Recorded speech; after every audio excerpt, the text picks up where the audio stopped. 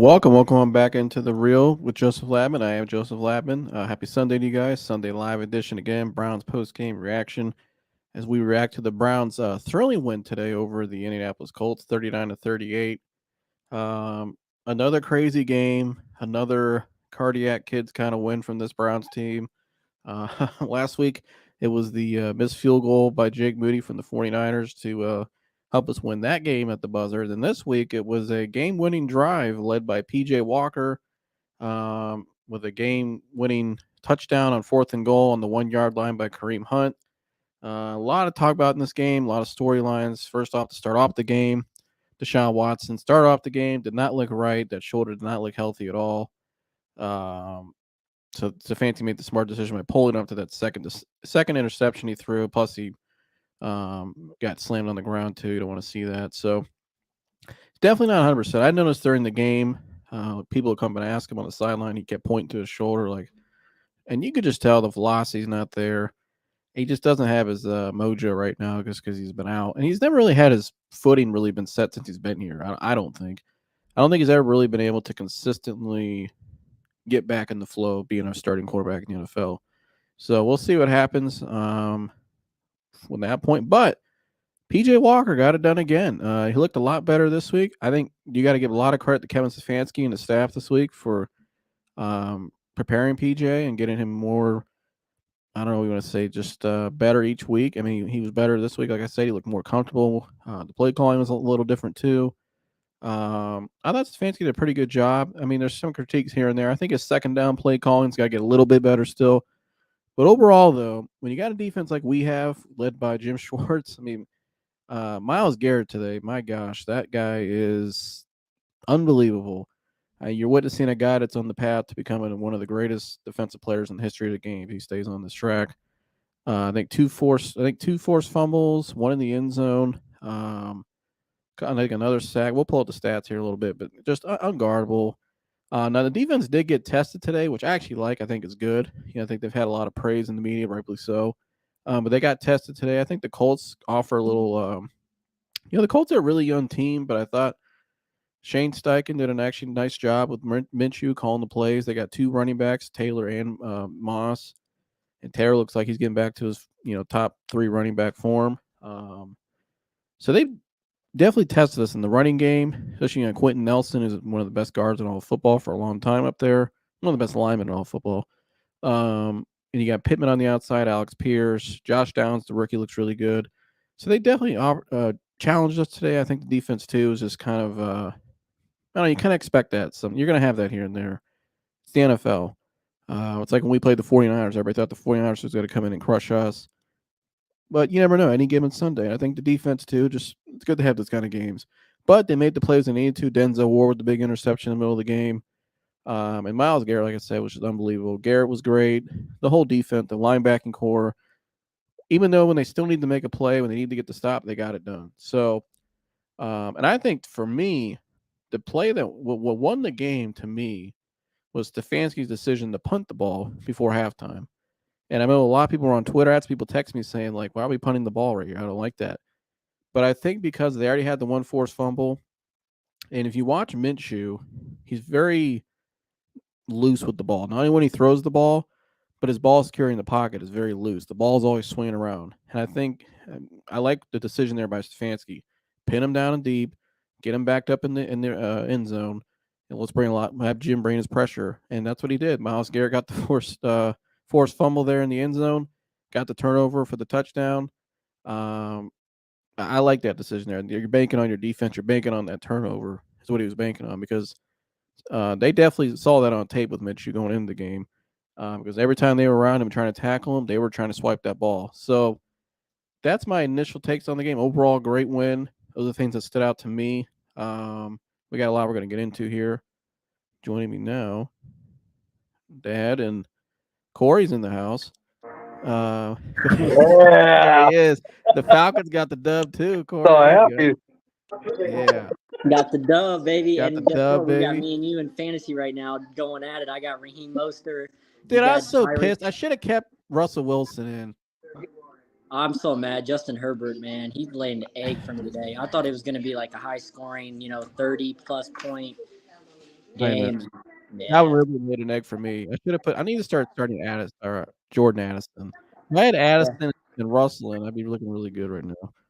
Yeah. What So, are you gonna do? But pretty. uh, This well, game you got tonight's gonna be a good game. Yeah, I'm yeah, that's watching a it. pretty good game.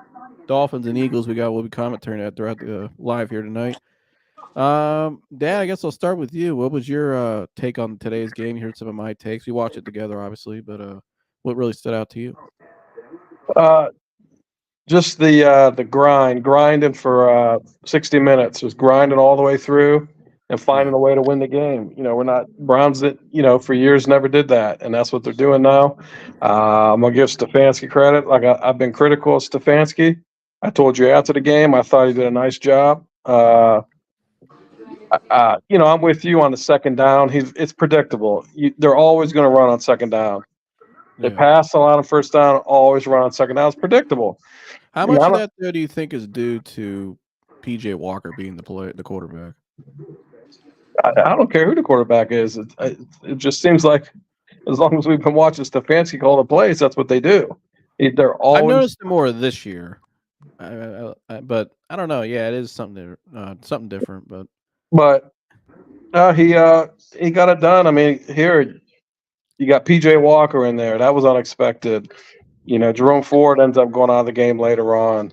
A lot of guys going in and out. And Pierre Strong came in. Yeah, they got and later on in the game they got everybody involved. Pierre Strong he had some big runs there down in that last drive. He had that big 10-yard run that put us right down in the field goal territory.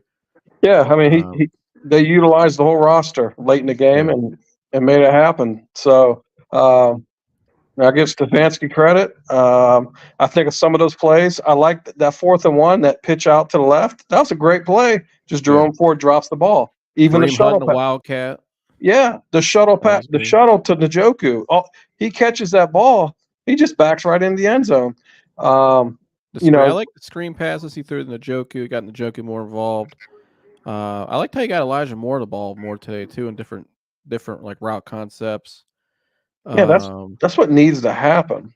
Yeah, it's amazing what happens. So I would say he's done a hell of a job since the bye week. I think he's done a pretty good job considering all the circumstances, all the heat he was taking at the bye. We were criticizing him, but I think he's done a pretty good job, and I like where this team's heading. I like their chemistry. Obviously, you could see the chemistry with this team compared to past teams where they always look divided or guys had their own personal agendas. This team just has something a little different about them. I don't know. The old Browns would not have won these last 2 games. No, hell no. They got smoked. You know what? But hey, they're playing like dogs. That's exactly what they're doing. I mean, they're playing like dogs. So, and Myles Garrett's one's leading it. So, just awesome. Just great to see. It's fun to see. Like we said, God, my blood pressure was high. I mean, I was just sitting I was like, good grief, I think I'm gonna have a panic attack. But it's exciting, and I love it. It's just amazing what that defense does to the rest of the team. Just keeping them in it. It's just a lot of fun to watch. So, on to next week. Yeah, Corey, did you check out any of the Browns game? Or I think we played the same time as you guys, didn't we? The last 2 minutes of it. What did you think of the last, from an outsider's fan perspective? What did you think of that last drive there with PJ Walker and Kareem Hunt scoring the ball? I'm glad that they called a run play and the goal line. I was like, why aren't they running the ball? There was 30-some seconds left. Yeah, and that was a great play call, by Stefanski to run the ball at the end. But yeah, that clutch throw to Elijah Moore on the sideline, that was a. Yeah. I told myself, I was like, he needs one good throw to get his confidence going this drive, and that was the throw to Elijah Moore. Yeah. But yeah, your guys' defense is the best in the league, and it really shows how a defensive coordinator like Schwartz can, change your guys' whole outlook on how you guys play. So yeah. Who you guys play next week? We play Seattle at Seattle. Seattle at 4:05. Yeah. That should be an interesting game. You guys are traveling to West Coast, hopefully. It's going to be tough. I think Seattle's a pretty good team, and Pete Carroll, long time, great coach. Should be interesting. I want to go back, though. I think it was weird with the play calling today because that's what everybody's going to talk about. What's been the talk of the town usually? Him and the play calling and Deshaun. I saw a lot more creative things today. Like I said, the Kareem Hunt Wildcat there in the red zone. I like that. I like a lot of the different formations he was using, the pieces he had out. I like the bigger lineman leading the blocks out of the backfield. But then, like you said, some of the second down play calling, he gets a little too predictable at times where I think he gets a little, it kind of stalls the drive. It's like that.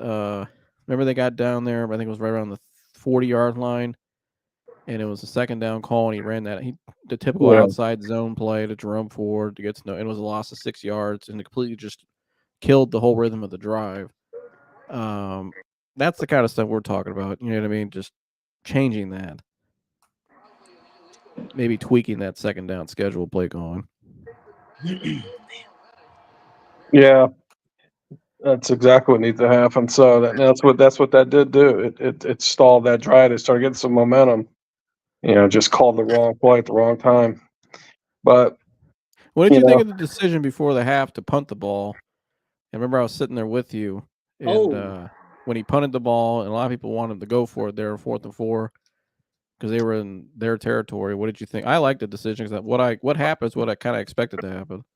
Well, here you called it, and I'm sure that's what Stefanski was thinking.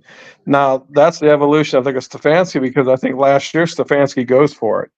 Yeah. The year before he goes for it, but he also didn't have that defense that he has now. So you called it, and I think that's exactly what they were. That's what they were playing for. And it worked out. So, damn it. It worked out. I mean, what the hell? No, I agree. Last thing on the offense, we'll circle back to something a little bit. What do you think is really going on with Deshaun? I think it's the shoulder. And Corey, I don't know, maybe you saw what your opinion is on what's going on with Deshaun. Some people thought he got benched today. I think Stefanski, like he said, I didn't see that happen. Yeah, I didn't. I heard about it. Yeah, I think he's definitely hurt. He's not right. He couldn't really. He didn't look like he could rotate on this ball. The first ball of the game hit the dirt. It was a simple throw. Just had no velocity on it. He definitely doesn't look right. I think he tried to give it a go. I think he's probably another 2 weeks away. Maybe it is a 4 to 6 week injury. So I think we're around week 4 now. So maybe a couple more weeks. What's your opinion there? You were cutting out. What'd you say?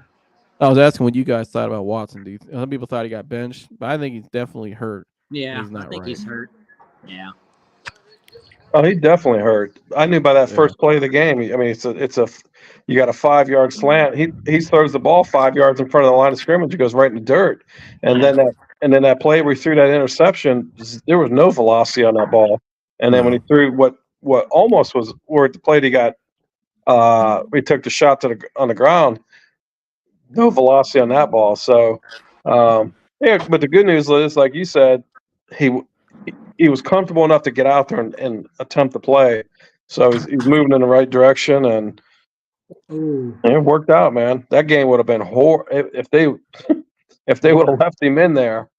Yeah. I mean, how bad it would have been. So because they had to win this game, they needed this win.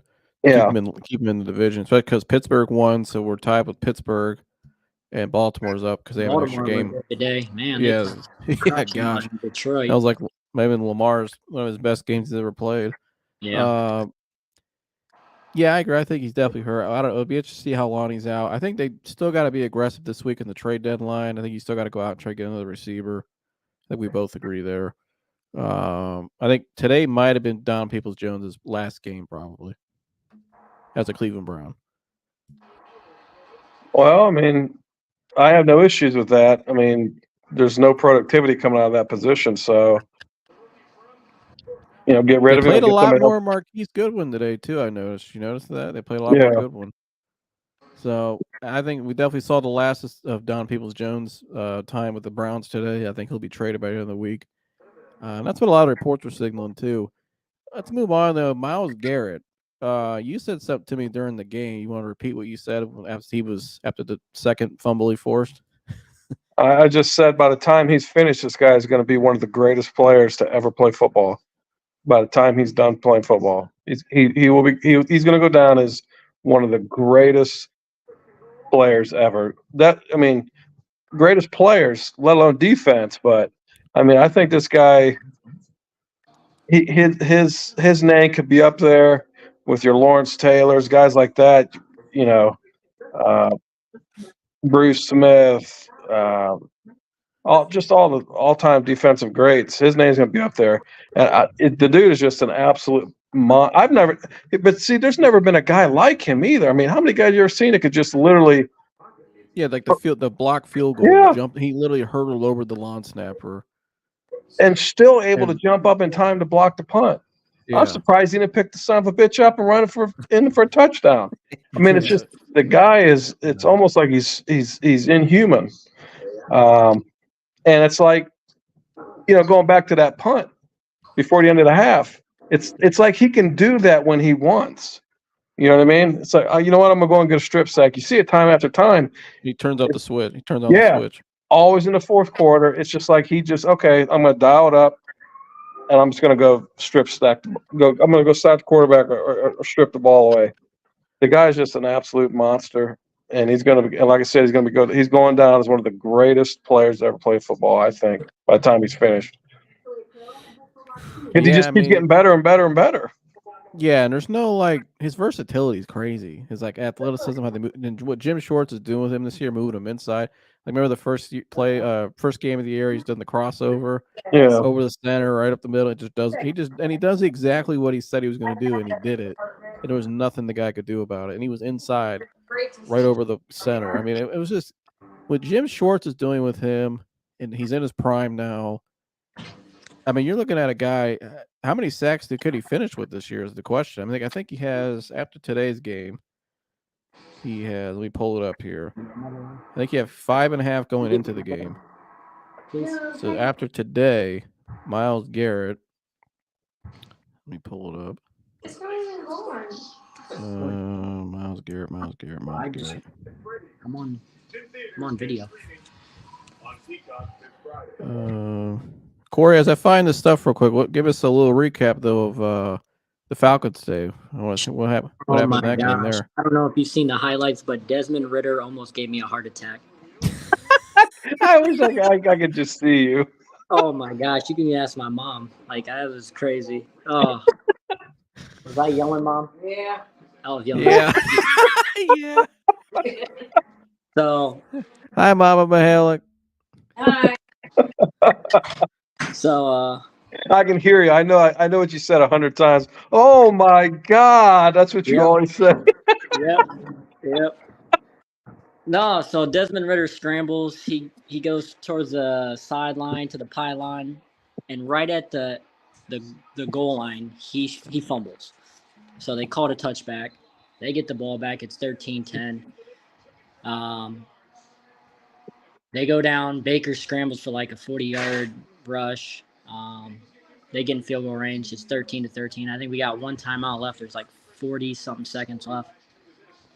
We finally got Kyle Pitts involved today, which was nice.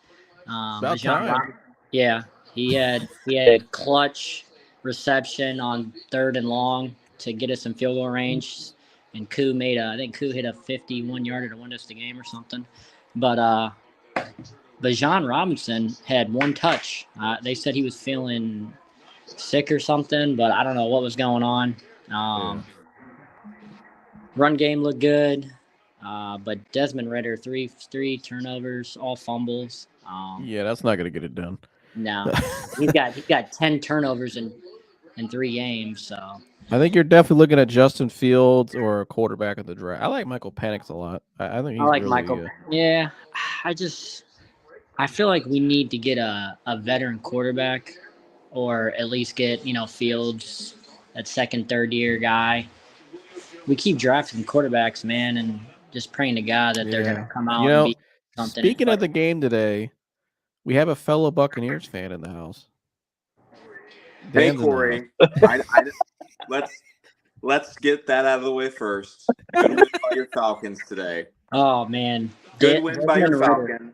I do have a question. What is going on with Bijan Robinson? Why did he not get a handoff? He had one touch. He had one touch. Yeah, one touch. Why? He's the number 8th ranked running back in fantasy football. Why did he not get a They said carry he in the was fourth not quarter? feeling well. I have no idea. Somebody said that Arthur Smith was playing against Bijan Robinson in fantasy football. I don't know. Yeah, well, guess what? I have Bijan Robinson on my fantasy team, which is why I'm wondering what is going on with him. I don't know.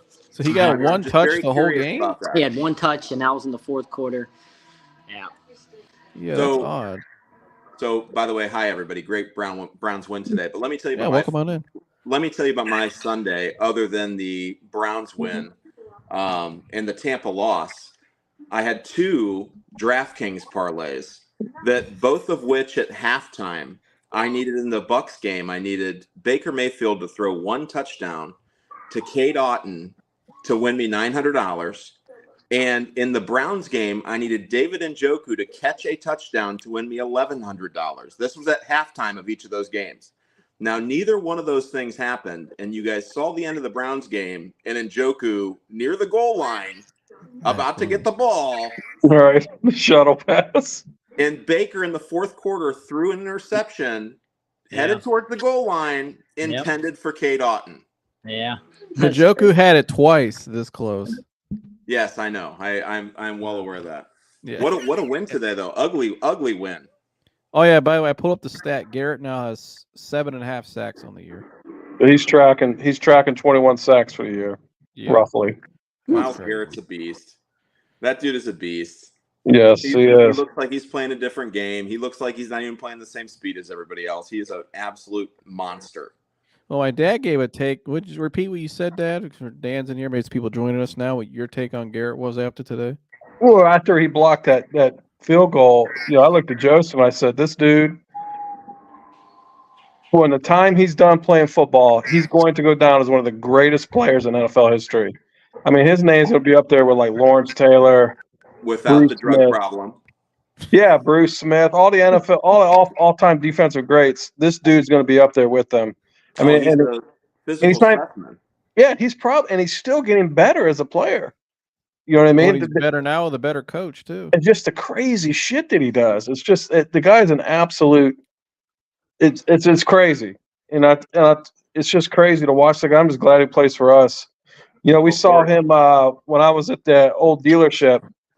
He came in one day to look at a car, and the dude is just such a specimen in person, man. My gosh. Sure. And he's the same guy in person too. He listens to the same music. Remember, didn't he go out on a test drive? Yeah, he's on a test drive listening to classical music. Turn that shit on in the car on his demo. Yeah, Damont's doing a test drive with him. He's got classical music on. Nice. Oh man. Nice. But yeah, he is God, what a freak of nature, man. Just crazy. Absolutely. I never saw anything like that today, what he did. And the dude it was incredible. And he can just like, hey, we need a strip sack. Okay, I'm gonna go get it. It's just like, how many times you seen him do it late in the fourth quarter? This guy's just is Mike coming on here so I can give him some props about Stefanski's second quarter? He was gonna come on. Mike got married yesterday. I don't know if Wait, what? Yeah, Mike got married. Mike got married yesterday. Oh, he did. Wow. Yeah. And he was gonna come on tonight, but last minute, I guess they had to go meet somebody for dinner downtown. So he said he might come on after if he gets home in enough time. But he's been partying the last 48 hours. He's probably got about 20 Rolling Rocks in him. Yeah, he's got a lot in him right now. When I called him earlier, I was like, "Dude, you all right?" He's like, "I'm hanging in there." Well, wow. Okay, that's great. Well, if you're watching, congratulations, Mike. That's awesome. Good for you. But actually, I got a picture too. He looked good today. He looked good at the wedding. Yeah, let me pull it up here on the screen. Here's Mike. Did you guys go to the wedding? Nah, I didn't end up going. Joy's pretty sick. She's bronchitis, borderline freaking pneumonia. Oh, shit. Julia's been sick. Hell, Joseph's been sick. And then I just couldn't get out of work. I didn't want to. Yeah. Rough month. You know what I mean? One of those Saturdays where I had to be there. Yeah, like I don't know what you mean. I'm in the car business. I know what you mean. No, I know. What is it about 9% interest that makes people not want to buy cars? Right. God. Yeah, what a great game. Well, yeah, I mean, we'll go there though, because I complimented Stefanski opening up, Dan. I said I thought the last 2 weeks out of the bye he's looked a lot better. The play calling's got a little bit correct. Today the play calling I thought was overall I give it a B. I'm still really critical of the second down play calling. I think that yeah, at it's times vanilla. It's vanilla. yeah, it's vanilla. It's a little predictable at times. I think he needs to get a little more creative there. I And Joker understand got you. 9 targets though. It took PJ Walker coming into the game to get him those 9 targets, but he did get 9 targets. Yeah, I'll take it because he's very efficient when they throw him to him this year. They got him involved more, but I like the creativity a lot more. I like the Kareem Hunt Wildcat. I like that. I like the decision to punt the ball there, trusting your defense. No one after they just had the strip sack in the 2 drives before, I believe. I'm not 100% convinced that Deshaun Watson doesn't need surgery. I don't know. I think it's a 4 to 6 week injury. It's week 4, I believe. Yeah. Well, I mean, So, put this on when your you're radar. when you're dealing with tendons, it takes a little longer. Jacoby Brissett's riding pine for his team, and he would only cost us $3 million to go grab before Halloween. Put that on your radar. I won't be mad at that. Good We need a pick, receiver too. They Go get him and a receiver. That's a good idea. They should make that move. Yeah. Jacoby Brissett comes in if Watson does need surgery or can't play. I mean, the way he threw those first couple passes, I was like, this isn't going to work today. There's no way. Yeah. Like when he's grounding the ball into the ground and can't fully even extend through his throw. I mean, you can just tell something's wrong. And, he's definitely hurt. And that's a tough injury to get over. And especially when you get out of rhythm and motion and lose confidence in some of that stuff, that's tough. But I mean, our team right now, the way it's assembled, we could win with average quarterback play. And PJ Walker is going to be hard to get to just average. So you need someone that can at least be average consistently, which is like a guy like Jacoby Brissett or someone like that could do that. I agree. I like that. I didn't think of that because I know he hasn't played a whole lot because they're rolling with what's his name out there? Sam Howell. Sam Howell. Yep. So I would like that a lot. I think that's a great move. You almost have here if Watson has to get surgery or he has to sit out a lot longer. This PJ Walker, I don't see this dude making through the season without getting hurt. No, he won't. He won't get in his decision making and some of the stuff he does. He's out there just enjoying the fact that he is playing for a professional football team and he's not on the Houston Roughnecks anymore. And he's only 5'10". He's only 5'10". I mean, he's out there smiling. He's loving it. He's playing for a pro football team, and good for him. But he's not an NFL caliber quarterback. Hell no. No, he's only 5'10" too. I like his energy. Of course. I'll give him. He's stepped up and helped us win some games. But I agree, they can't roll on with him. They got to get I like Brissett back here. What was up with the secondary today? Because the Colts receiving core is average at best, and they were losing some coverage, missed tackles, pretty bad. I mean, shitty tackling. Yeah, shitty tackling. And I think too, the one play they took Myles off the field was the Michael Pittman touchdown. He wasn't on the field. Yeah. And Minshew was able to set. But still, they should have contained him right there. I don't know. I think it was just you're gonna have some lulls here and there. I mean, I mean, they still made some big plays. Like Ward's interception was phenomenal. The way he's able to track that ball like that. I don't know. I just think they just had a bad day. I think I mean, I'm sure the Shorts will not let that happen often, but I think there's a lot of too, which is amazing to me. I mean, for Chubb going down, Watson having injuries, and some of the stuff we dealt with for them to be 4-2 is kind of crazy. And the AFC is wide open. There's no world beaters in the AFC. I mean, it's the Bills lost to the 1-5 Patriots today. It's right. I don't think the Chiefs are that strong either, to be honest with you. With that defense, we can line up and play with anybody. We may be a few pieces away from actually having a real contender. I mean, I think they got to get another receiver this week. I think they got to get a receiver. I think today was Peoples-Jones' last game as a Cleveland Brown. And you kind of saw that too. You noticed who was out there more today was Goodwin. Yeah. I think this is the last game we saw Peoples-Jones. Probably, I agree with you. Like we were talking about earlier, and we were texting. I would not go after Jerry Jeudy now after all the stuff that's escalated.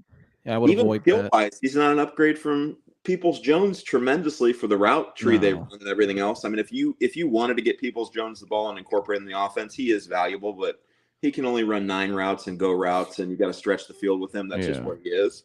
And PJ Walker is just not going to be that guy that's going to sit back in the pocket long enough to get him open and spread out. And Peoples-Jones is more of he's a solid role player, like a fourth option. I don't think he's a consistent starter. I think the guy that people have thrown out is maybe Marquise Brown out there in Arizona. He's actually having a decent season. I wouldn't be mad at that. He gives you a speed option. It could stretch the field. I don't know who else is out there, maybe a receiver. It's a tight market right now. Yeah, well, I mean, the Eagles just went and got, like Julio Jones. Yeah, I mean, we don't need that. I don't know. I think you may be looking at Marquise Brown possibly. I would like that. They got to do something though. They got to get somebody in there, I think. Maybe, and I would like to see David Bell a little bit more today, back home in Indianapolis. But I think Baltimore's the team to beat. Yeah, they look good today. Corey brought that up earlier. They serve the Lions. I mean, yeah, they look real good. I take it Gergs is not coming on today. Yeah. That's where I was that. going too. Where's Gerg at? Yeah, I sent him the link, and I had a feeling, it might have been a rough day. Gergs, where you at, dude? I know you're watching. Hey. Yeah, I don't know if Gergs is coming on or not. Rough day for the Lions fans, and rough week if you're a Michigan football fan too. I mean, some serious allegations if they're come true. Not sure if you saw that, Corey. It's a college football fan. Yeah, That's some pretty. If that stuff's true, that's some pretty. Some pretty serious allegations. I mean, I do think this is Harbaugh's last year in Michigan. That's for sure. Everybody's pretty convinced. Oh, he just popped in. He heard us talking about Michigan, and there he is. There he is. There he is. Yeah. There he is. I am not afraid to face the music. Hey, well, turn your camera on then. No, you're good. No, I'm not. Turn your camera on, buddy. I'm not going to do that. I still have tears in my eyes. But Well, Chris, obviously I had the Lions +3 today, so you know how that worked for me. yeah, I think it's what we needed. We got humbled today. Yeah, you got humbled a little bit. The Ravens, I mean, they look like Well, yeah, that's a tough game because all week a lot of people had you guys number 1 in the whole league all week nationally, and so you're seeing that on the news. But to go into Baltimore though against that's obviously always great well-coached team. Yeah, how did the running game go? I know you mentioned that last week. You were worried about the running game with the running back being so thin at running back. Well, I mean, he got garbage time touchdowns and stuff like that, but it didn't look good. We need another He didn't corner. have any time to run the ball with Mark Andrews running up and down the field the whole time. That is true. I mean, Lamar Jackson looked That's probably been his best game of his career. It was one of his best games. I don't understand how people that play the Ravens don't know just you need to take away Mark Andrews. Right. I mean, if you take that away and make him use his receivers, it's going to be very, very tough on him. And Mark Andrews isn't like exactly a speedy guy either. You could bracket him out, but he just always seems to find space and get open, and he is just a safety blanket for Lamar. It's crazy. Would you guys all have Lamar as MVP of the league right now? No. Who's your guys' MVP then? It's Tua for me. Okay. I haven't really thought about that. Well, I mean, I guess. I mean, how about Puka Nacua? yeah. I mean, that guy's lighting the world on fire. They're 3 and 4. It's Puka Nacua. But you know who trains him? You know TJ Houshmandzadeh who played for the Bengals all the time? Yeah, Hoosh. Well, TJ's online all the time. He's on TV. He's a great guy to follow. He trains all you guys. He trains Puka. He trains T. Higgins. Trains a lot of these top guys. Whoever he trains, just go ahead and draft. Like Michael Wilson out in Arizona, the rookie's having a good year, trained by TJ. Puka, that dude's lighting the world on fire. But I don't know. I haven't thought about MVP yet. 6 weeks in. That's Well, that game certainly helped Lamar. Yeah, that was impressive. Yeah. But the good news is the Packers still lost to the Broncos. How, I have no idea. The Vikings will probably lose tomorrow, and somehow the Bears won. But that's okay. Well, you guys got that division by Raiders, and we get Raiders on Monday Night Football at home next week. So just what the doctor orders. Yeah, Josh McDaniels coming to town. It's just what you need. Josh McDaniels. Oh my gosh. Just lowering Yeah. the property values in Canton with every game he coaches. Oh yeah. You know, he's like God. Hopefully one of the we get most- Brian Hoyer. he's 'Cause one of the that most dude disliked stinks. coaches there is. Well, he's literally, I mean, he rode Brady and Belichick to getting gigs nonstop. In Yeah. every film you see of Brady, he is literally just tuning up McDaniels on the sideline and telling him to sit down and just shut the hell up and let him do his Yeah. own thing. It's Remember like the time? McDaniels. Do you remember when McDaniels walked over to him that time and he was yelling at him, and Tom was like, "Well, no shit," and just threw the tablet and sat down. And McDaniels was so pissed. That was one of my favorites. But you know, McDaniels is one of the most. I've heard a lot of ex-players. Like, remember that the guy I sent you today, that Matt McChesney guy? Yeah. He played for McDaniels in Denver, and he told a terrible story about McDaniels, how he treated him. Not a lot of guys do not like him at all. Like, Well, he's a former Canton McKinley Bulldog. yeah. Um, Yeah. What did you see that fiasco yesterday down there at I sure did. The Yeah. McKinley players, Massillon's won 8 years in a row. If McKinley won for the next 22 straight years, Massillon would still be ahead of the series. And McKinley players reserved all their energy to get in a fight after the game. Yeah, I watched it a bunch of times. I thought both sides didn't really contain themselves. I will give credit to some of the Massillon players pulling their own teammates away. Shout out to those guys. Because it was getting a little ugly there and just kind of stupid too. It was just like, this is really nuts. Is this There was even 30, necessary? there was 30 flags thrown in that game. Yep. Yeah. I was supposed to go to that game and couldn't go, but Owensby was there because he's a Massillon guy, and he texted me. He goes, "Dude, I've never seen so many flags thrown." He goes, "This game's crazy." And he said that's what he told me. So there's 30 flags, and now I get this text that says, "I don't know what the hell he was talking about." He says Canton McKinley just rushed their sideline. Yeah, But- they tried to jump him, and then the cops tried to escort the Massillon team out, and the McKinley kids were still trying to jump him through the cops. Yeah, they dispatched the police down there as it was going on, like a ton of cops ran on the field. I have seen things like that in my Pee Wee days. I actually saw a worse incident one time, but yeah, that was wild. But overall, though, I think anything else, what else really stood out to you guys today from that Browns game? Anything that we covered? I mean, we talked about Stefanski's play calling. Kind of what do you see looking ahead here? Well, I mean, obviously, we have a puncher's chance in any game we play because of our defense. Our defense is amazing. Our quarterback play is like the Cleveland Browns would be the only team in NFL history to pay $230 million for a quarterback and still be looking for a quarterback. I mean, it's crazy to think that way, but it is the reality of it. And it would be a shame to just waste our roster with this the way it is. And it's a shame that if we won something this year, Chubb wouldn't be there to enjoy that because of what he's done for the team and how we've constructed the team and everything else. But, we have a chance. We have a chance against anybody. First step, win the division. Win your divisional games. Prove you can beat Baltimore and Pittsburgh consistently. We already know what it is with the Bengals, right, honey? Right, Ash? Right, Ash? Did the Bengals win today? No, They didn't Bengals play. were on a bye today. Oh, they're on So a bye this week? I didn't look. Yeah. Okay, they're on a bye. yeah, they were on a bye today. So, but I heard T. Higgins getting traded. Yeah, he's on a Hopefully contract to the here, Lions. so. That's who the Lions. No, who was that? Who said it? Corey, was you the one that said T. Higgins getting traded to the Browns? No, that was No, your that was buddy Jeremy. Jeremy. Yeah, That was your No, buddy he said Jeremy. Tyler Boyd. Yeah, Tyler Oh Boyd. yeah, Tyler And, Boyd. and and Rusty wouldn't publish half the comments I put up last week. by the No, way. I don't want to upset him. He was and already I flustered was after only the going one. half speed. Yeah, I know. I mean, if you want to do the uncensored podcast one time, we could really get the comments going. I'll take gladly. I mean, but I didn't want. He was already rattled from the one. I said, "All right, Jeremy, it's all right." Jeremy." Sometimes I don't Very think right in the division. Yeah, I'm like, yeah. I remember, he didn't remember. I remember when he said that Damian Lillard at small forward. Yeah, that was a brilliant move. Yeah.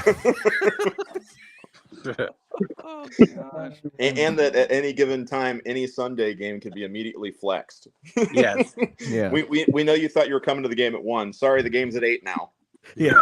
Can you imagine the Muni lot if they just got a 7-hour delay on the game? Yeah, that stadium would be rocking by 8 o'clock. It wouldn't be It'd be rocking. drunk. There'd be people Be dead. in the empty. parking It'd be lot. drunk. Oh, AJ That's what Brown. I'm saying. They'd be acting crazy. Who It's like scored, the old Chris? days. What? Who just scored? No, and AJ Brown got a little banged up. Oh no. Who, of course, is about every leg of my parlay. So, Well, he should be. yeah, You should be. Chris, can you explain what happened to Bijan Robinson today? he was sick. Yeah, I read it right here. I pulled up the report. It says Illness. What, he was sick until the fourth quarter? No, it he says, was sick. He was sick the whole game. They gave despite him a not being handoff in on the the fourth quarter. team's. It says right here, despite not being on the team's injury report, Falcons rookie first-round pick Bijan Robinson played just 6 snaps and did not receive a single touch during the first half. When asked at halftime about his running back's status, Arthur Smith said, quote, just not feeling all that great. Okay. Well, first of all, Corey, your team needs to put on the injury report when a player's sick so that we can properly accommodate for Bro, I that. have no control. You know that. Every other NFL team would do that. What the hell is he sick from? Wow. The That's some Miami Atlanta Dolphins. Falcons bullshit right Miami there. Dolphins are negative 7 yards. I got Raheem Mostert in my fantasy. What the fuck? I got Waddle and Hill on my team going Bro, against. You know is who else that wild. used to have Raheem Mostert? The Cleveland Browns. Bro, We You cut said him. what? We cut Raheem Mostert. Wait, Yeah. he was here? Yeah, Yeah, he was there. in Cleveland. Yeah, we had him in preseason. We cut him. I didn't know we signed. I don't remember should've that. picked Yeah, up that 3 years ago we had running Mostert. back from Chicago today, dude. Damn. Foreman. Yeah, I should have picked him up. Let's see. 3rd and 4 here. Yeah, somehow the Bears beat the Raiders with Tyson Badgett and Donta Foreman playing running back. Unbelievable. Hurts got the first down. Wow. But, Ooh. yeah, you got, oh, yeah. Is AJ Brown out of the game? Ooh. That didn't look too good. No, he's good. He's up. This game's getting a little chippy, though. I can tell you that. It is. Some late hits here at the end of these plays. Well, birds But, and fish have never traditionally got along. Who's that? Birds and fish. Yeah. Yeah, not really. But Hey, those No, Kelly I mean- green unis are nasty, though. Those are the old Those Ron are those- Jaworski yeah. right there. yeah, Those things are nice. great. Those are the old Ron Jaworskis right there. Glenn Yeah. needs to pick those up and just make those the everyday unis. Hell yeah. Yeah, what's going Oh, on that with Glen goes. Oak this year? Well, they came back strong. They had a nice little halfway through the season speech from old Did- Coach Garcia, and they turned that shit around. They made Yeah. the Peas, didn't they? Yeah, I saw them in a playoff bracket. I can't remember who they're Yeah. playing though.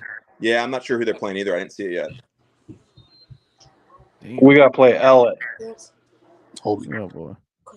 It'll be a massacre. Yeah, nice little in neighborhood game there. But Right. now I guess we'll look at the landscape after today's. I mean, we still got Monday night, still got tonight's game. But who is all your guys is still top team in the league right now? If you had to still pick one, Number one. yeah, the whole league, even after today. I know we still got a game tomorrow night, but I don't think either of those teams are in consideration. So After today, how are you not going to pick the Ravens? okay, Ravens, yeah, I like that. Corey, what do you think? Or anybody? I'm still thinking of it. I'll still say the Niners. That's what I was thinking. I'd say the Niners. Depending on Debo and McCaffrey. Yeah, I mean, obviously Yeah. healthy.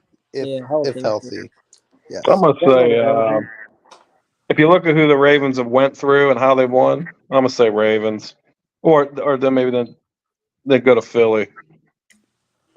See, I think Philly is. They're missing. They're missing back. I don't know. They're missing something this year. Well, aren't they a little banged up on D? Yeah, Well, yeah, and they lost both their coordinators, which I think they're working through. But I don't know. I just don't think they look good. They lost to Zach Wilson, and I just can never say that they're the best team when you lose to Zach Wilson. yeah, you can't lose to the Manhattan MILF Hunter. That can't Yeah. happen. The Manhattan Milk. That Although cannot happen. my San Francisco 49ers lost to the PJ Walker Browns. So And Jalen Hurts just got smashed. Ooh. I will tell you, I'll take Zach Wilson right now over PJ Walker. Oh yeah, Zach Wilson's actually played a little better each week. I don't know, he looked all right. Do you guys think Rodgers is coming back by the end of the year? What do you He's think coming about back. that? Oh yeah. He's Are coming they- are back. they He's giving on a that, he's on timeline? that super ayahuasca. Are they Yeah. giving a timeline? No, they No, just said there's a good they chance he'll be said- back by the end of the year. They He said could be- he- divisional round playoffs if they make Oh, it. really? I thought he'd be back for regular season. Oh, I heard divisional round playoffs, first round. Okay, well, they're not going to be in that, so They very So- well could. no. The No. defense is serious. That defense is What's good. their They're record super right now? talented, but Let me pull up their record. What's their record? what are they? they're 2 500. and 3? What are they? 2 and 3? Yeah, or 3-3, one of the two. They were yeah. 3-3 going to this week. They were 500. Oh, they have a bye this week, so they're Yeah, 3 they and had a 3. bye. Yeah, they're 500. So, And I think their schedule's pretty. I think their upcoming schedule is pretty light. let me pull it up here on the screen.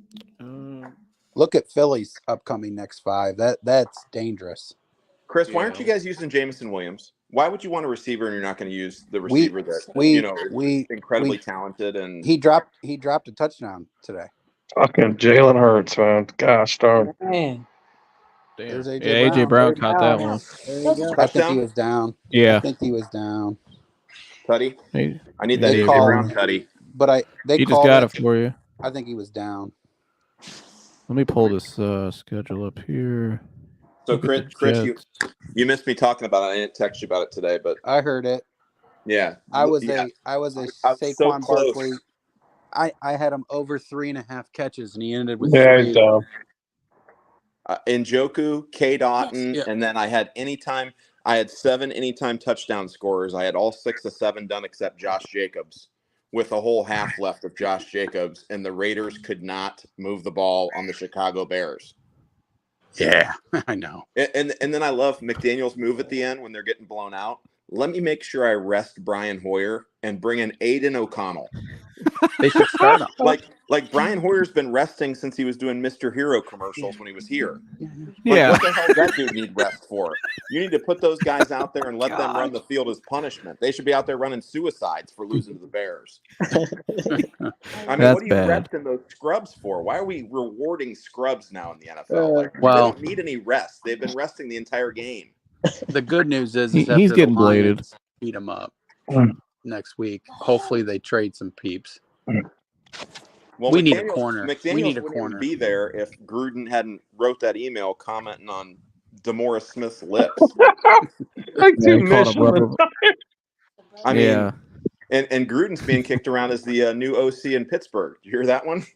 Who? Oh yeah, that's all. That's Warren Yeah. Sapp. It's all. Warren Sapp called Gruden live and said, "John Gruden, I know where that came from because that's complete garbage." He's like, he even said, he's like, "Why would I take an OC job?" Right. Oh, well, Right. what else is he going to go do? I don't think he's ever gonna get back in the league for He's a while. still because getting. of that. Isn't he still getting paid like $10 million a year from the Raiders? Yeah, and he's Oh, gonna be I'm making some. sure he He's gonna be making some public appearances here pretty soon over on Fearless down the road. So he'll be back out in the spotlight here soon. He's just taking away a little. Dan's time not away. allowed to watch Fearless. Oh, well, watch what? Fearless. Why? Ashley won't allow it. Why? Ashley's right here, Chris. What are you talking about? It's just not her speed. Uh-oh. You activated Ashley, Chris. So don't make me Oh. put her on the podcast. She's out here sawing off a grid. No. Well, they're gonna have. I'm just. Where's this energy Don't. on? Don't. They're gonna I- have. I am just Warren stating Sapp. facts that she will not appreciate Fearless. What is Fearless? What are you even talking about? It's a podcast of Jason Whitlock. Okay. Yeah, and show he of does Jason sports Whitlock. too.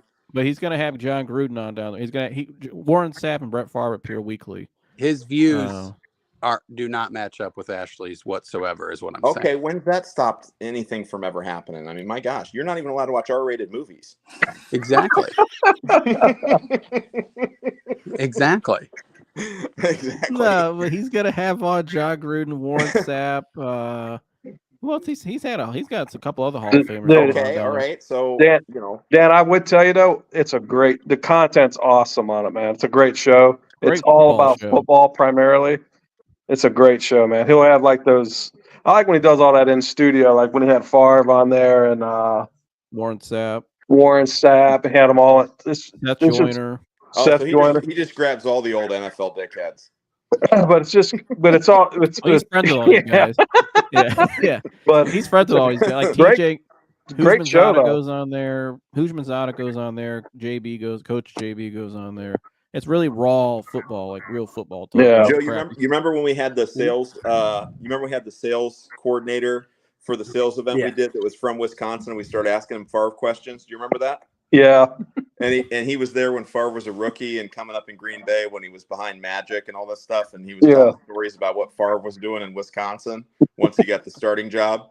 Said he was just going out and he'd just go drinking, not pay his tab, throwing glasses behind the bar. He'd walk out drunk, kick down a row of Harleys, just running around Green Bay, Wisconsin like he was the man. He'd tell you about it too. That's a man's man right there. He'd tell you about it too. And just being a complete just alpha, just egocentric quarterback alpha male all over Wisconsin. When he was on, when he was on the show like a month ago, he was talking about all the stuff he put in his body, all the pain medications, everything that just the dude had a bad addiction, but it's just insane how he played, what he played through, what he put in his body. Yeah. It was go out there and perform like that. He goes, I don't even know how I did it. Like it was just I became a Brett Favre fan on Monday Night Football when they played the Raiders the week after his dad died. He came out and threw 4 touchdowns in the first half of the game. Yeah. Against the Raiders team that at that point they were world beaters. I mean, they were the team to beat. There was Rich Gannon, Jerry Rice, Tim Brown. I mean, everybody stacked up on both sides of the ball, and he came out and was just shelling off. I remember I was sitting at the Canton B-Dubs, probably about 7 or 8 beers in, wondering when he was going to throw his last touchdown, and they just kept coming.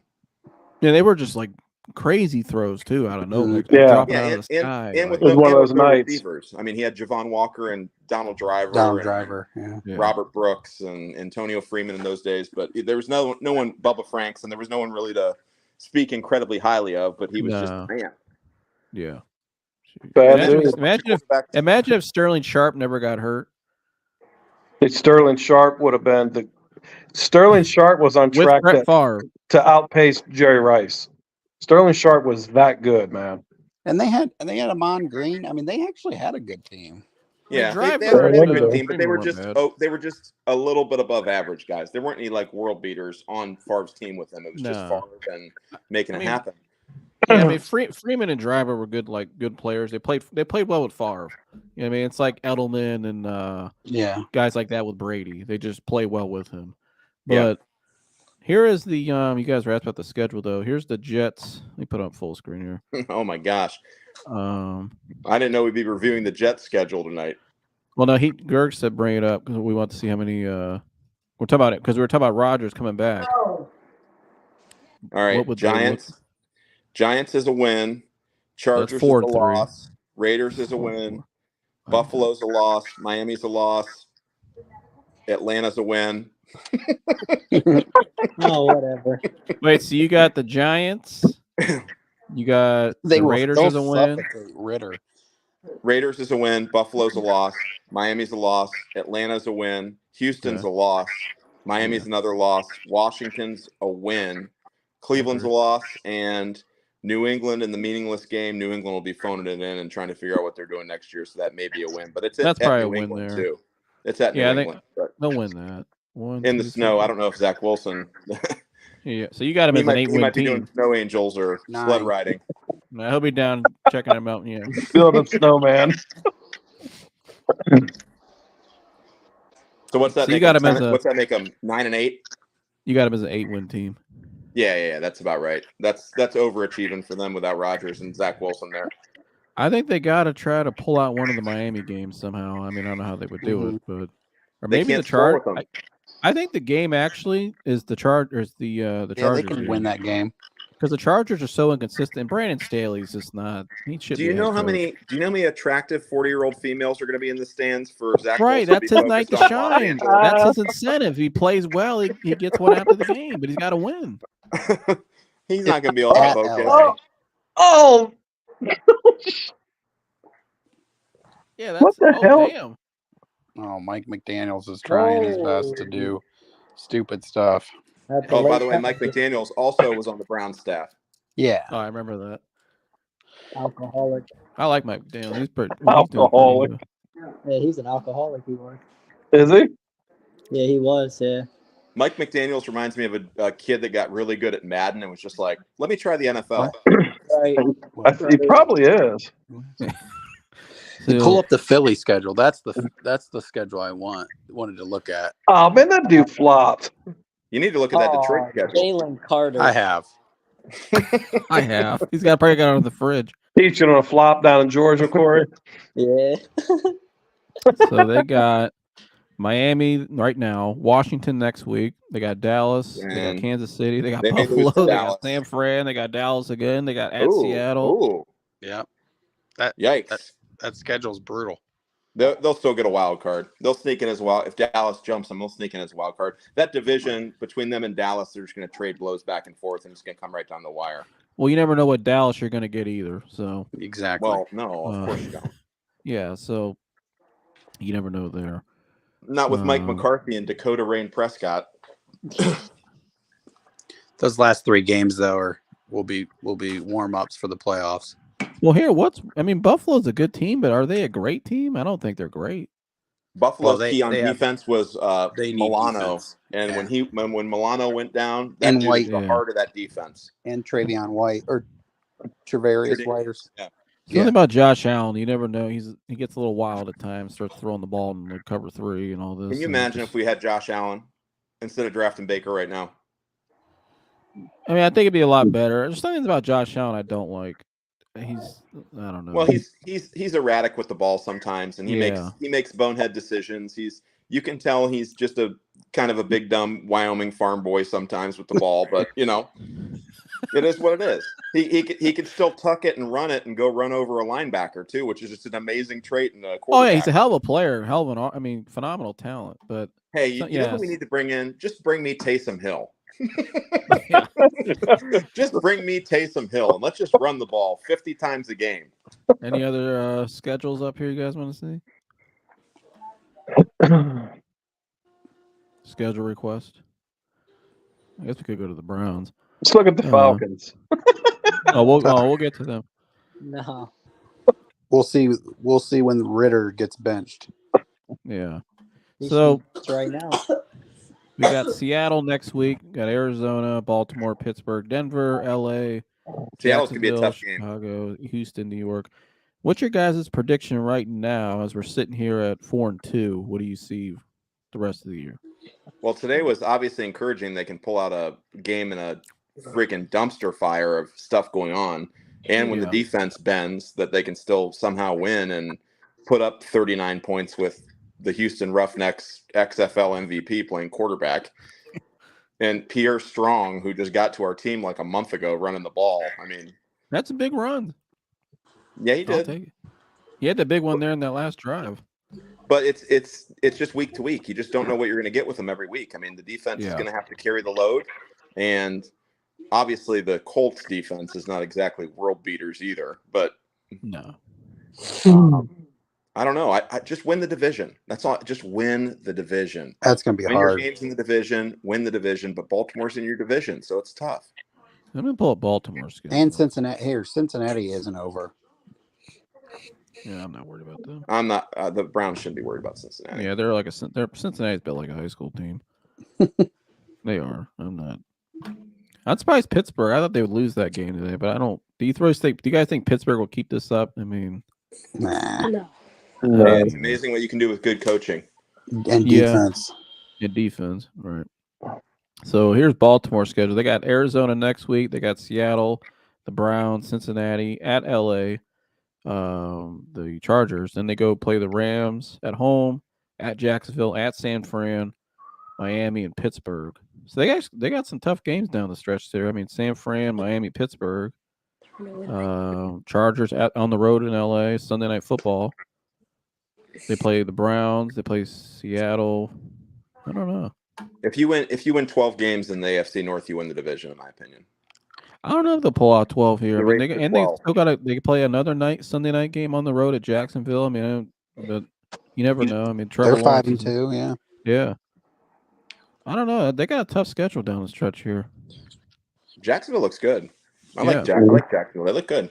I think we could beat them. I think the they could lose to the Chargers. I think they could lose to Jacksonville, San Fran. I mean, I still I can't don't know. believe Jacksonville beat the Chargers in the postseason last time.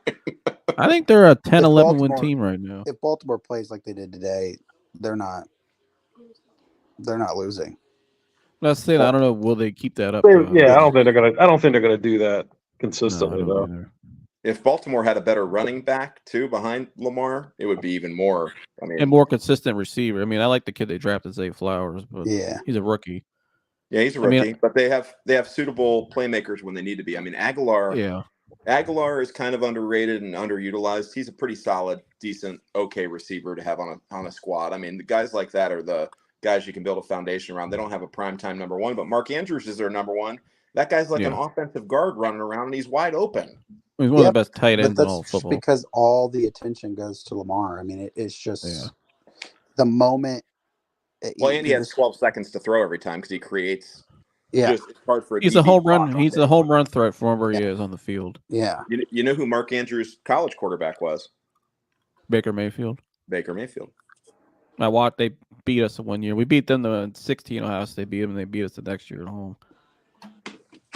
They had a good team. That team should have beat Georgia too. You know, you remember that one, Corey? Mixon was the running back, wasn't he? Yeah, it was Mixon.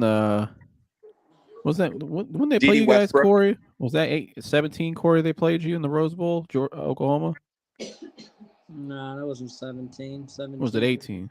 Yeah, 17 we played Alabama. Oh yeah, so it was 18. But they had Andrews, they had Baker. Was it Joe Mixon? Was he on that team? I think he was. I think he was. That was a hell of a game too. I remember that. But I got a game I want to put up here. I saw this the other day. I shared this. My dad does this all the time. I'm gonna put a picture up here of each NFL coach. We don't do all of them, but Oh my gosh! here's all the coaches. So we'll Do we start have up here to with. tell how many times they've been divorced? Now this guy, he's not an active NFL head coach, but I do think he'll be the coach of the. Cliff Kingsbury. That's the first one I saw. Okay. Now here's the game. We'll all have to give an answer here, or you guys can throw one out. I saw this the other day. My man JB show. I thought this was funny. If they weren't an NFL head coach, what would their job be? So, like for instance, I saw somebody say that if Dan Campbell wasn't an NFL coach, JB thought he'd be an '80s porn star. That's what he said. Okay. I don't know if I agree with it, but that was the example he gave. But But kinda before we start playing this, can I see Corey's other hand to make sure he's not jerking off? Jeez, Dan, his mom's there. I'm only joking. his mom's sitting next to him.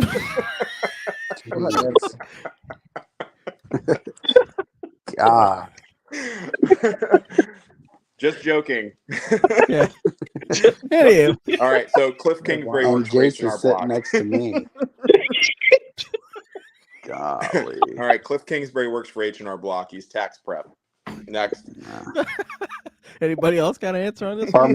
Pharmaceutical sales. Pharmaceutical sales. Yeah, Oh, I He can see works at pharmaceutical IT. sales. IT. I say it looks like he manages a grocery store. I'm gonna say Oh. he's. I'm gonna Wow, say he taking a looks, shot at my buddy. how he acts. Sorry, Dykes. I'm gonna say he's one of those like fake insurance Hey, guys. we're all car salesmen. That's true. To me, he looks like one of those like guys involved in one of those fake those pyramid schemes, the fake insurance guys. That's what he looks like to me. Kevin Rozier. That's how he acts. Your guy. Field rest for D-ball. What a great photo. The Atlanta Falcons head coach. Prison. No. He his name, should be in Corey? prison for not telling the world that Bijan Robinson was sick. Oh, whatever. He needs to go to jail for that immediately, for getting me a goose egg. Luckily, I still won that game. All right, so he manages the Fuddruckers. He looks like a grocery store manager. I say Easy looks up like on he the grocery stores. works The at bar Dunkin' Donuts. Works at Dunkin' Donuts. I agree. I think he works in the deli at Acme. Yeah, you hit the nail right on the head. Looks like he works in a damn deli. You know why? Because I see a guy just like him in my Acme all the time. So He could be also running a Rite Aid. yeah. Yeah. He's working back in the pharmacy. Just setting up a Um, gondola. That's Owning a golf course. Yeah. like that. Yeah, I like that. Yeah. Mr. McDermott here. Oh, Oh, This one's tough. I don't. general contractor. Yeah. Yeah. yeah, Yeah. I can see that. I can Who's too. that guy that came and did our lights at our house, Dad? The guy Chris knows, the real nice. His son plays in the Ohio State marching band. Oh, yeah, he looks like an electrician.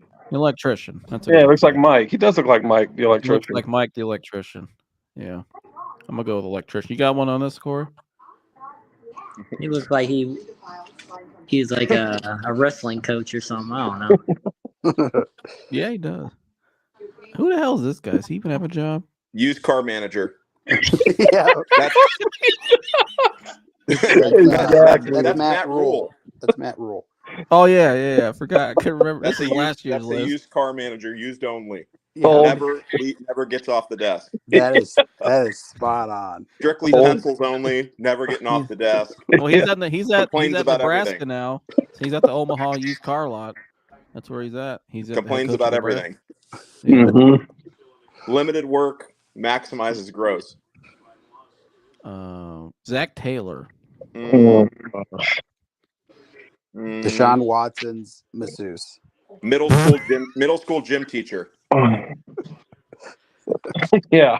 I'm gonna say Middle school gym teacher. the guy who only got a job because he got Sean McVay's coffee every morning. I'm gonna say. I say a gym teacher's pretty good. Yeah, Yeah. gym teacher. Yeah, I think that's. I can't argue that one. Huh? Dan, you already gave an answer on this one in a text recently, but I don't know if you remember. COO Daystar Auto Group. Look at it, literally. No, Kevin Stefanski. you What call is he? better plays than that. I don't know. My Turkey Bowl calls were suspect at best. So are your throws. It's better when Daylor came in the game. Let me get a throw with this. Give me that ball. Give me that ball. Dick. Yeah. Or he would get tapped at the 50 and keep running like this, like he He scored. pull his hammy. Yeah, was pull the his original Kenny hamstring. Pickett. Yeah. And then in basketball, he tried to post me up. He's like, "I got your back, your ass down right here in the post, little man." And I look over, and he like Tore his Achilles. tore his Yeah. Achilles. I'm He like, tore "Damn, his dude." Achilles. Yeah. That was the end of that. There are rumors the Turkey Bowl will be back together this year. Just so you guys know. Is that right? Mm-hmm. I need to be the OC of that. You know, I just talked to. I just talked to the other day, Justin Bracken. Yep. I haven't talked to him since we left. Yeah. He called me Justin's by good dude. accident. He thought he was calling Peter. We ran a 5K together a couple weeks ago. Justin's a good dude.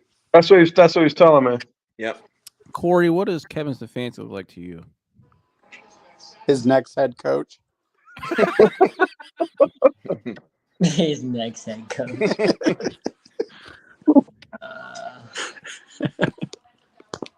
This cat, he looks like, you know what? He looks like an old 80s cologne model.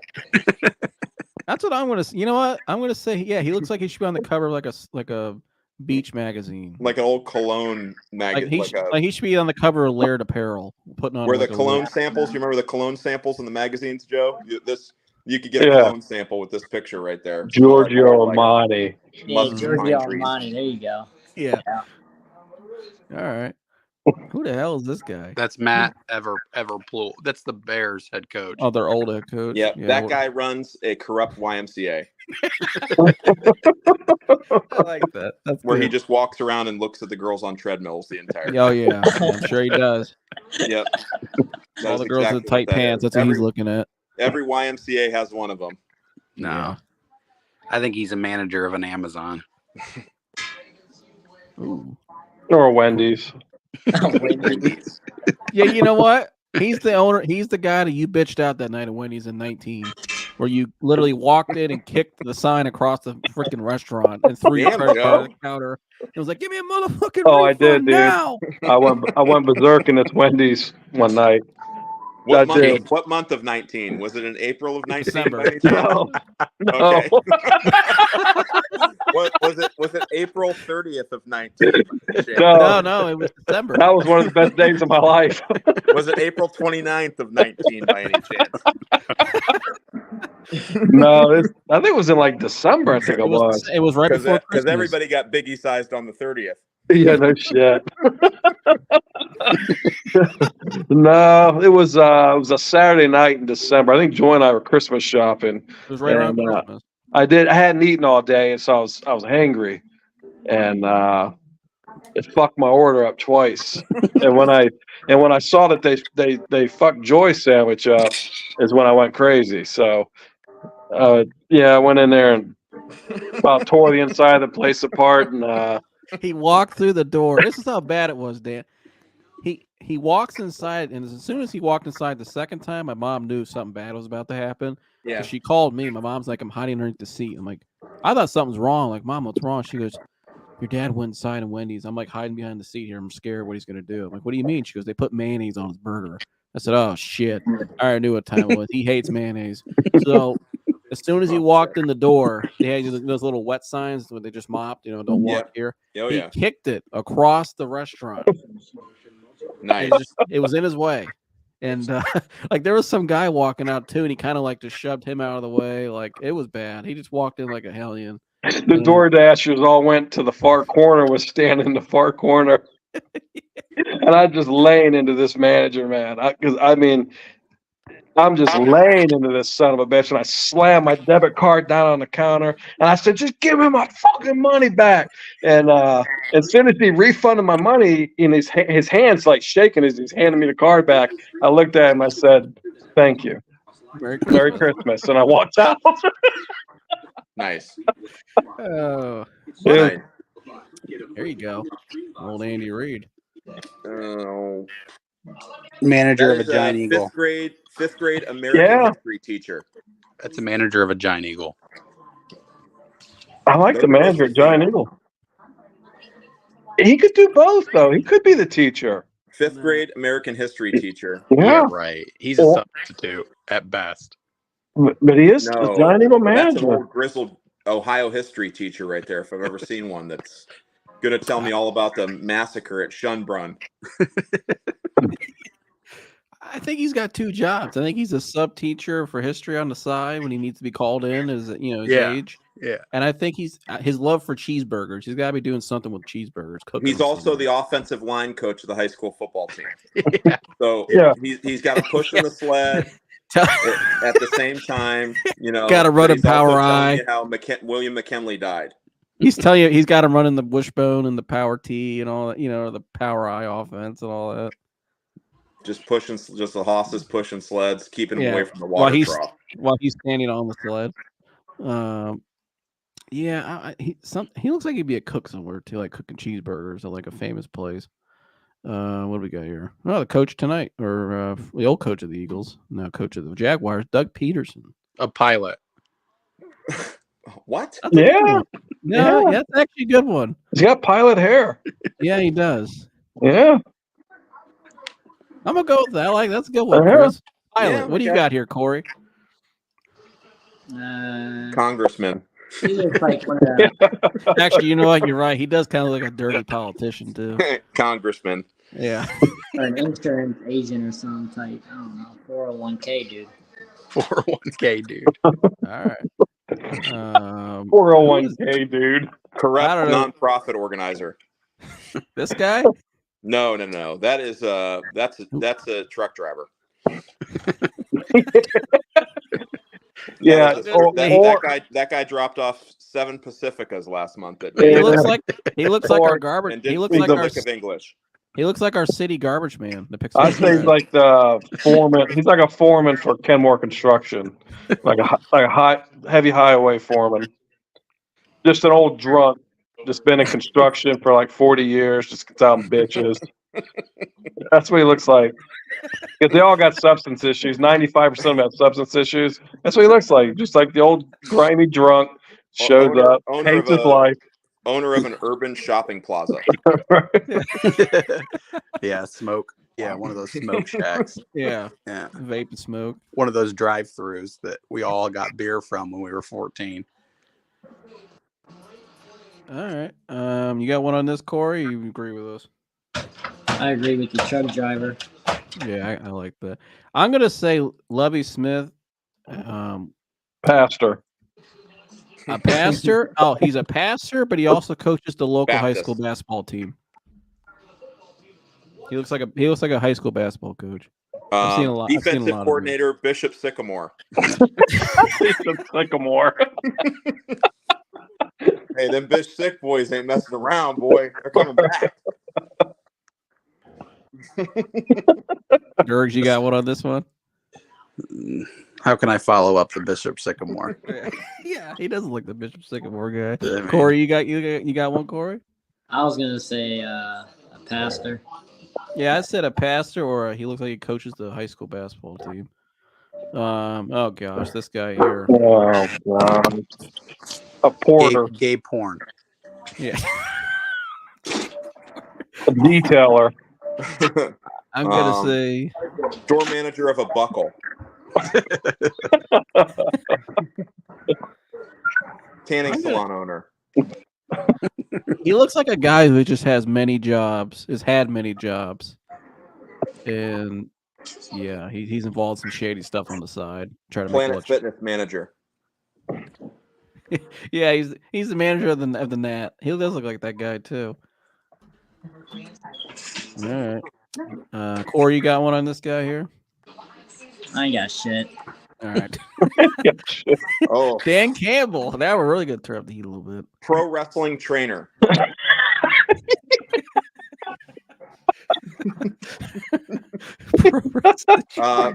Corner man for boxing.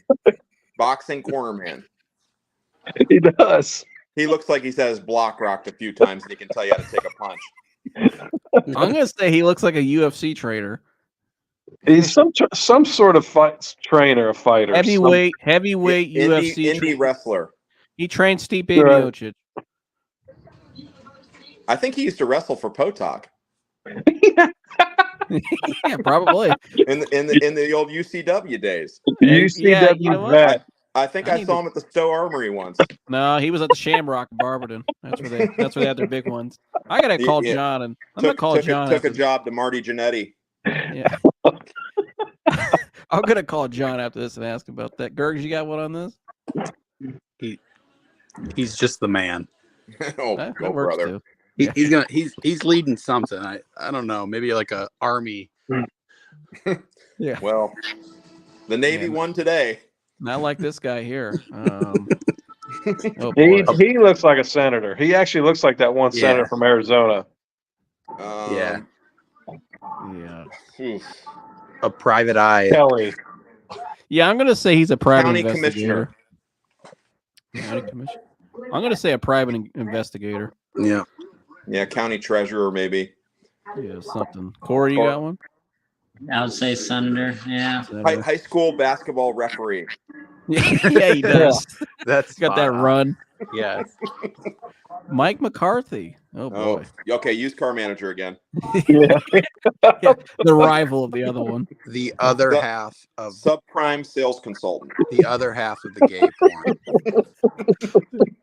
I'm gonna say a finance manager. No. Softball umpire. Well, like a long time just finance guy, like some old cruddy dealership. That's what he looks like to me. Never, that guy that is, they'll never fire him. Buy here, pay here, finance manager. Yeah. Oh There yeah. you go. Yeah, one of those. Oh yeah. Oh God. There Josh he is. McDaniels. There he is. Barberton's finest. Old Barbertonian himself. PhD. Papa has dealership. Oh boy. Oh boy. I'm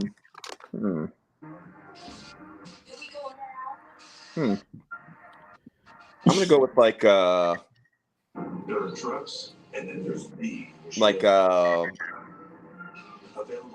Charles Schwab analyst. I'd say like a crooked cop, like an abusive. No one's looking, just beat you down with a nightstick. Yep. Yeah, that's what I'm local because county. because of the stories I heard about him, how he treats players. Yeah, he's a crooked. He's a crooked cop or a shady high school coach. Or a high school vice principal. Yeah, it was Not just all real the power, shady. just almost there. Yeah, real shady. Treats everybody like shit. Abuses the power. Vice Looks principal to a female principal. Yeah, always looks miserable. Never did anything growing up. One of those. Was never good enough. Never got any of the girls in high school. One of those guys. This geek here. Oh God. Walgreens pharmacist. A tennis player. I'm gonna say a soccer coach. For a church. Walgreens farm. Got too high. He just looks like a too high. He does. The counter terrible guy at a football bait and coach. tackle shop. You got one, Gers? A terrible football coach. No, this Yeah, that's a good one. this guy runs a U-Haul place. His ass. This guy Yeah, runs that's a good Oh one. my Yeah, God. he runs the U-Haul shop, but he coaches his daughter's soccer team. He definitely runs a U-Haul office. A marathon station with a U-Haul franchise. Yeah, That's what it looks like. Yeah, that's spot on. Mr. McVeigh. One of the, like the VP title they hand all the bankers, like a VP at a bank. That's just like a. He's running VP out there in LA at Bank of America. That's their headquarters. This is a marketing rep for car dealerships, like for one of the companies, one of the vendors. Yeah, This is the guy that rolls in and tells you why you need to pay $300 a lead for their leads for conversion because the dealership down the street sold 10 cars last month on it. This is every one of those vendors. Yeah. Used to be a car guy and tries to relate and just sells you just complete shit. He's something in banking. Yeah. Yeah. You agree with that, Corey? Yeah, he looks like somebody who worked for like Wells Fargo rep or something. Yep. Yeah. Uh-oh. There he is. Infocision manager. Infocision. Infocision manager. What the hell? He looks like a chiropractor. Oh, no. Fiat rep. No, I've seen a guy. Some of these chiropractors I've seen. That's what they look like. Just kind of like. He looks like a college student. Stellantis rep. I say unemployed. I don't know. I'm gonna say. It looks like he does finance. Yeah. I don't know. Enterprise rent-a-car. He looks like one of those. He looks like one. Yeah. He looks like one of those guys that like invented his own thing, like his own company, and he's making money off of it. He looks like one of those. Like he invented, or makes his own. Remember, like our old neighbor Rick Dad made his own TVs. Yeah. He looks like that. He just created his own software and now he sells it to companies. Yeah, he looks like a very innovative, doing his own thing. I don't know. Oh gosh. There we go. There we go. Bill. That's just an old, veteran, police captain or some shit. Yeah, I agree. He's a governor. Police Academy that was the dick. Who was the guy that was the dick from Police Academy? Mauser. That's Mauser. No, the lieutenant that kept getting pranked and shit. What was that dude's name? Was that him? Was that his name? Who's Lieutenant Police Academy? The main guy they kept playing tricks on and shit. What was his name? Mauser. Oh, okay, yeah. Yeah, Police Academy lieutenant. Yeah, so he looks like just an old, just sick of it, tired of it. Governor. I would say that, or remember in Major League Tire World. I would say maybe that too. He sells some tires. Yeah. I say we're going to tire shop. He's answering the phone, pissed off like that. Hates his life. Yeah, like listen, asshole. Like one of those. Oh boy, I don't even know where to go with this one. And that's just your. He looks like a stand-up comedian. D-bold. Who the hell does he coach? He looks like a truck driver.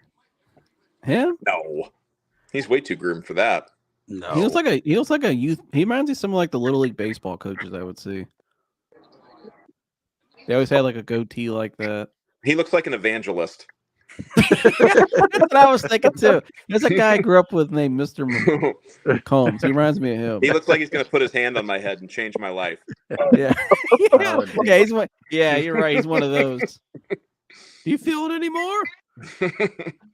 Hey, what's that story, Dad? You got to tell that one when Grandma went to the place on Steel Street. Oh yeah. Well, no, you have to show that video that Josh sent you. Who sent you that video? That thing that that was the funniest damn thing I've ever seen in my life. Which one? The one Jeremy sent me? Yeah, because he got it from Morosco. Can I play that shit, on here? that shit was real too. I wonder if you think I can play that on here. Well, after I said what I did in front of Corey's mom, anything goes, right? Yeah, I mean it's down that lane. I mean, maybe I'll think. Sorry again, Corey's mom. Brian Dable. Oh no, they're just talking shit. Oh.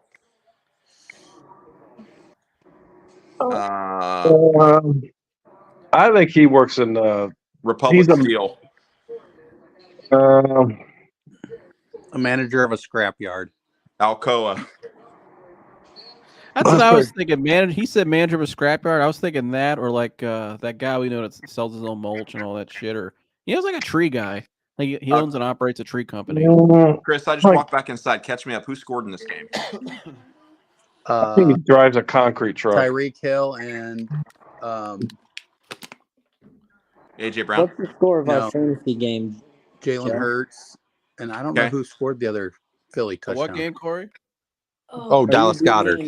Fantasy football right now. I didn't even see the score. I haven't looked either. Let me 17-10. It's probably bad. Yep. I'm probably getting fucking smoked now. It's close. Oh, I'm up by 5. It projects me to win now. Yeah. Which is crazy. I did not think I'd beat you this week. Buffalo's defense, man. I thought for sure it would be a lot better. Tell me Corey had Bijan Robinson. He had Raheem Mostert. I have Tyreek Hill and Jalen Waddle on my team, and Tyreek Hill already has 24 points. Jalen Waddle. Oh, you do the double Dolphins receivers, huh? Jalen Waddle's hurt. Yeah, I took them both, but I also got Calvin Ridley and I got Jordan Addison. I'm probably gonna start starting now. Smith the Jigba had a good game today too. I got him. What is the Jags doing with Calvin Ridley? By the way, what do you have? One catch today? One catch the other night, and he's their top receiver. Yeah. Well, Marshawn Lattimore is real, man. He's good. I think I got to start the rookie who's had a touchdown in almost every game is Addison from Minnesota. Yeah, he's tough. I got him on the bench. I got to start him next week. You know who eats on Marshawn Lattimore, Chris, is Mike Evans. I know. I want Mike Evans. Well, you can't have him. Robert Salah. If we were 1-5 right now, you could have him. We're 3-3. I know. You guys got one here for Robert Salah. Aren't you 3-4? Come on, Moster. Oh, 3-4, yeah. Oh, actually, you've had your bye. You are. He looks like a Taekwondo instructor. Yeah. Arm wrestler. Arm wrestler. What do you got here, Chris? I don't know. My stepdad. What? I don't know. Ron Rivera, we're on the last stretch here. He's a high school teacher. He's a service writer. Teacher.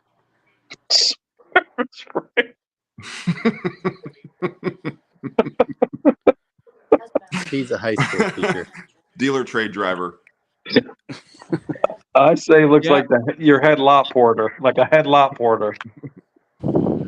Been doing it forever. I think he's a middle school teacher. I see a little bit of Mullins in him. He's a teacher. Yeah, he looks like my 6th grade teacher. That's what he looks like. But I feel like a teacher at like CVCA or something like that. He ain't no public school teacher. No. He's I had a teacher in 5th grade. He was the 6th grade teacher, and he was also the gym teacher. He looks like one of those. Yeah, that's him. Also coached girls basketball. That's what he looks like. Is that Mr. Elio? Yeah, that's he looks like Mr. Elio a little bit. Yeah. Mr. Elio had those glasses. Always had a Notre Dame hat on. Yeah, Mr. Elio. He was a great guy. Mike Vrabel.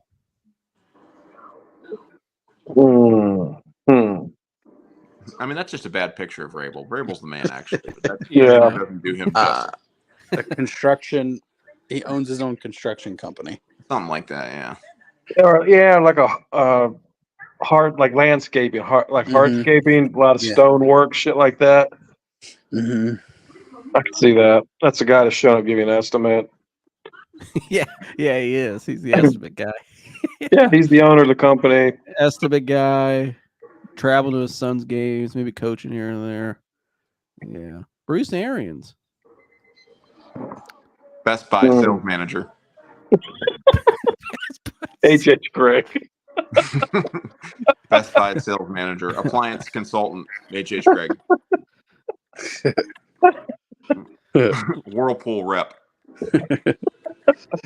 Owner of the Atlanta Falcons. Oh, fuck you. What do you got? Corey, what do you got for this one, Corey?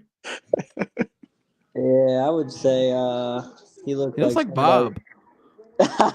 Yeah, he does look like Bob. He looks like Bob. That's Bob Berger of Vanderveer. That's who he is. A lazy general sales manager. Oh boy, had to take it there, didn't you? Yeah. He does look like Hey, something. dog out my two guys the way he did? Hell yeah, well. All right, fair game. Yeah, I agree with that. I like that. Pete Carroll. That's an odd photo. He looks like he used to be a pro surfer. Yacht captain. Yeah. Something like that. Charter Like definitely captain. water. Something on the Yeah. West Coast. Charter yacht captain. Yeah. I like that. Or old lesbian gym teacher.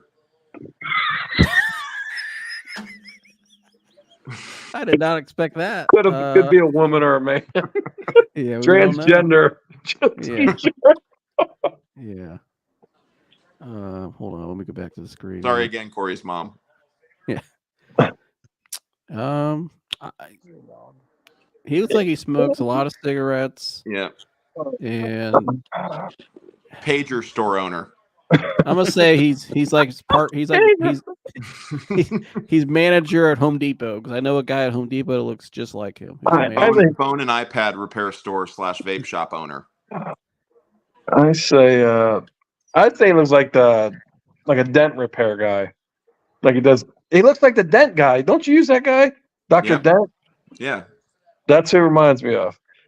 He does paintless dent repair. Yep. Hold on. Starboy.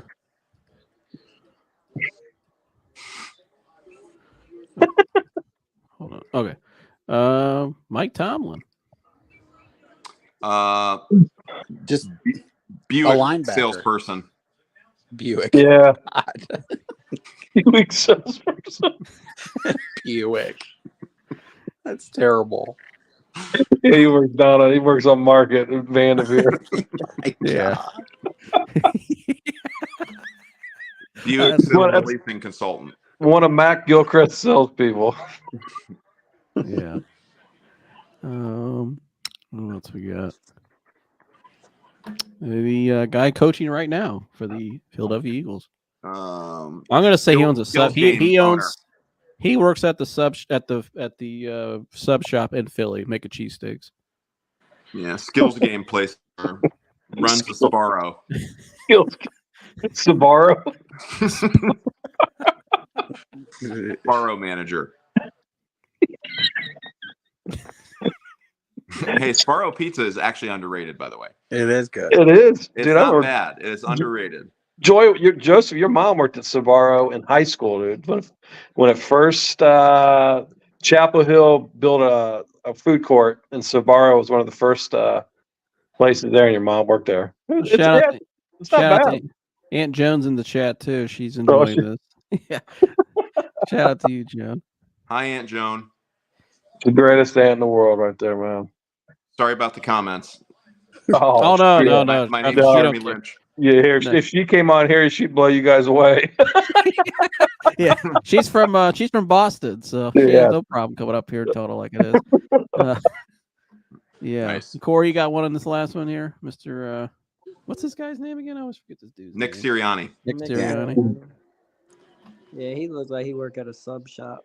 That's By the what way, I thought. Spar 2 large pizzas for $22 on a certain day of the week. That ain't a bad deal these days. You get 2 larges for $22. She said aunt, not aunt. She always has to correct you. See how you are. Yeah, I should have We known. got Actually, I found that video Jeremy sent me. I'm gonna play it. Screw it. Oh gosh, this is crazy. what This is video some Jeremy sent you? Well, This is Who- something Morosco sent Jeremy. Jeremy showed me yesterday. Dan, you I know was how you literally laying on the floor behind the desk Well, laughing. Dan, you know how you said he looks like the one coach looks like he works in one of those churches where he feels like he's gonna mirac- Yeah, it's one of Oh, these. we talking about when the people start dancing. I think I've Oh seen yeah, that. well, they start This- acting yeah. crazy. I Yeah. can't zoom in much further, so you guys have to look. But I'll put it on the full screen here. Yeah, This is crazy as I know hell. what you're about to show. Yeah. Yeah. All right, Have you I'll seen play. this? Oh, I've seen it. All right, here we go. Is it playing? Is the volume even? Is No, there I any don't- volume? can't hear it. Yeah, I don't know. Hold on, I gotta try to get the. Let me fix this. I'll see if I can find this online actually on YouTube. I'll be back.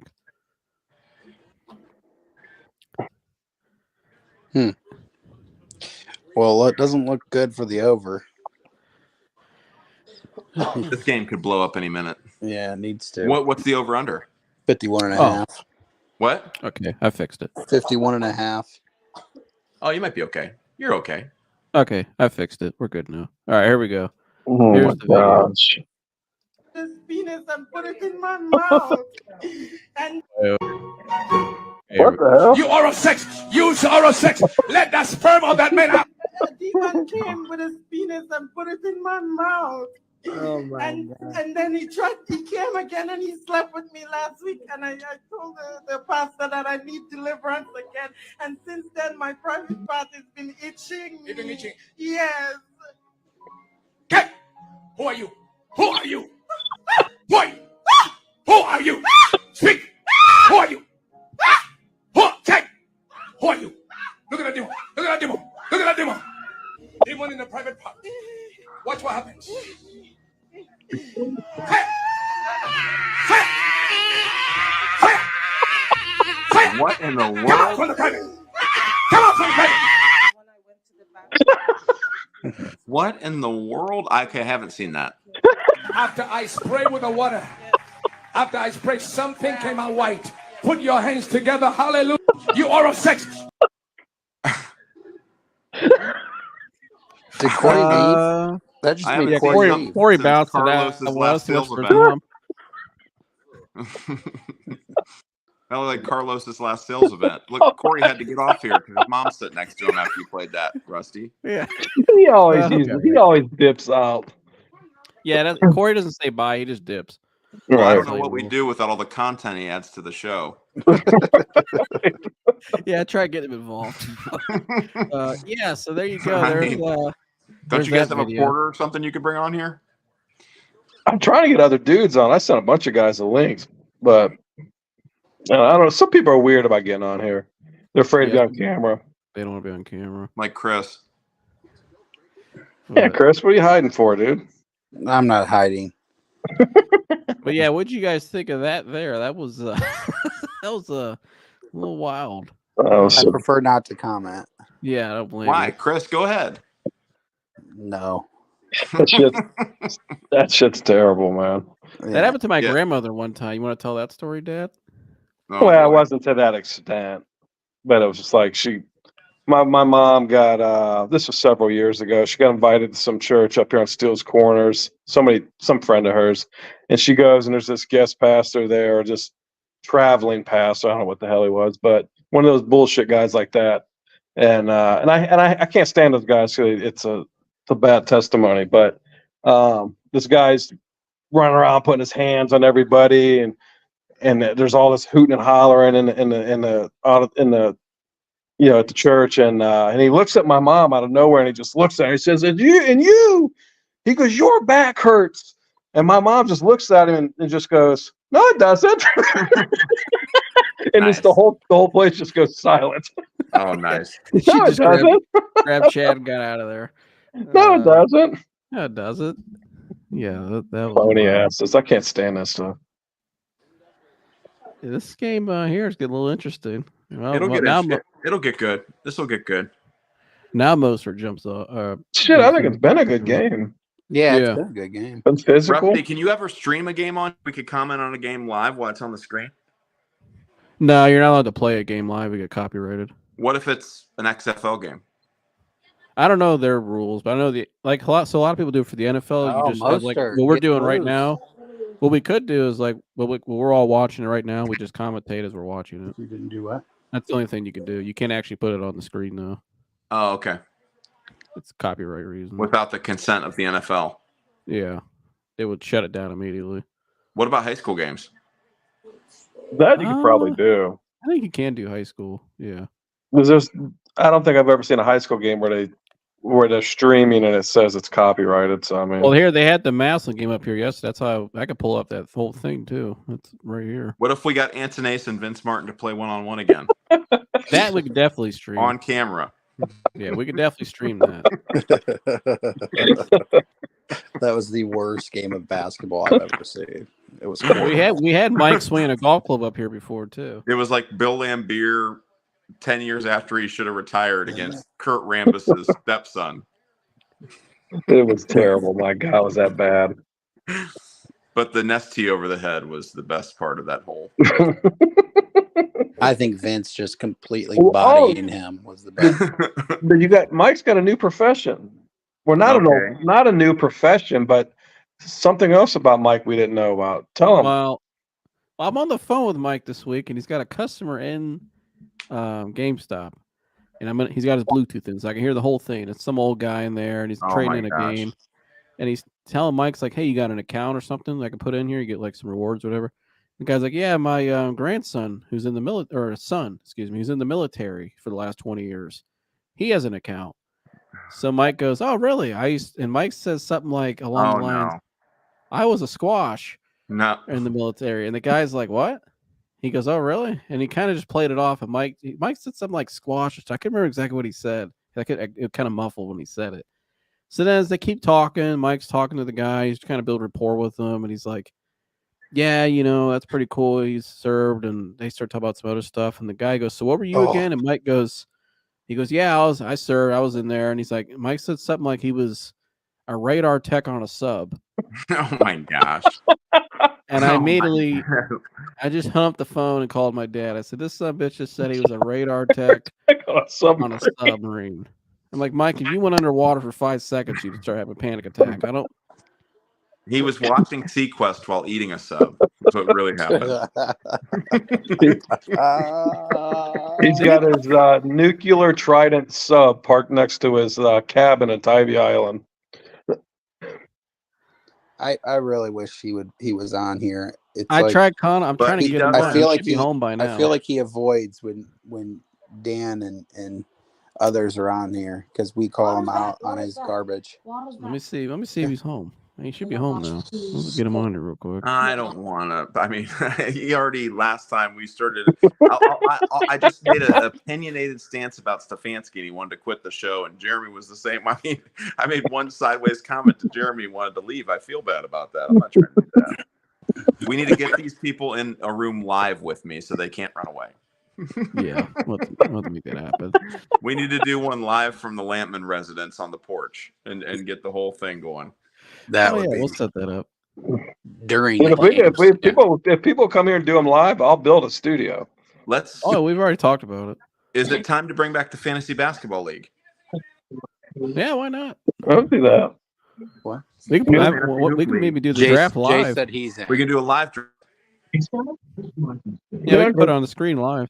All right, I'll reignite it. I still got it in my ESPN app, so I can reload that. Hey, Jace, what's up, dude? My dude's about to be a teenager in a week. Yeah, I know. It's crazy. Is he the one with the Kobe Bryant jersey? Oh, he has them all, dude. Damn. He is Kobe. Very jersey, dude. You playing basketball? One he doesn't have is LeBron. I have a LeBron jersey. What are you talking about? What sports are you playing right now? He's going into basketball. Jace. Basketball? All right, cool. All right. Shout out to you, Jace. Jace, what kind of music you listening to, buddy? No, I don't really listen to music. Oh, okay. All right. You don't? No. It's all right.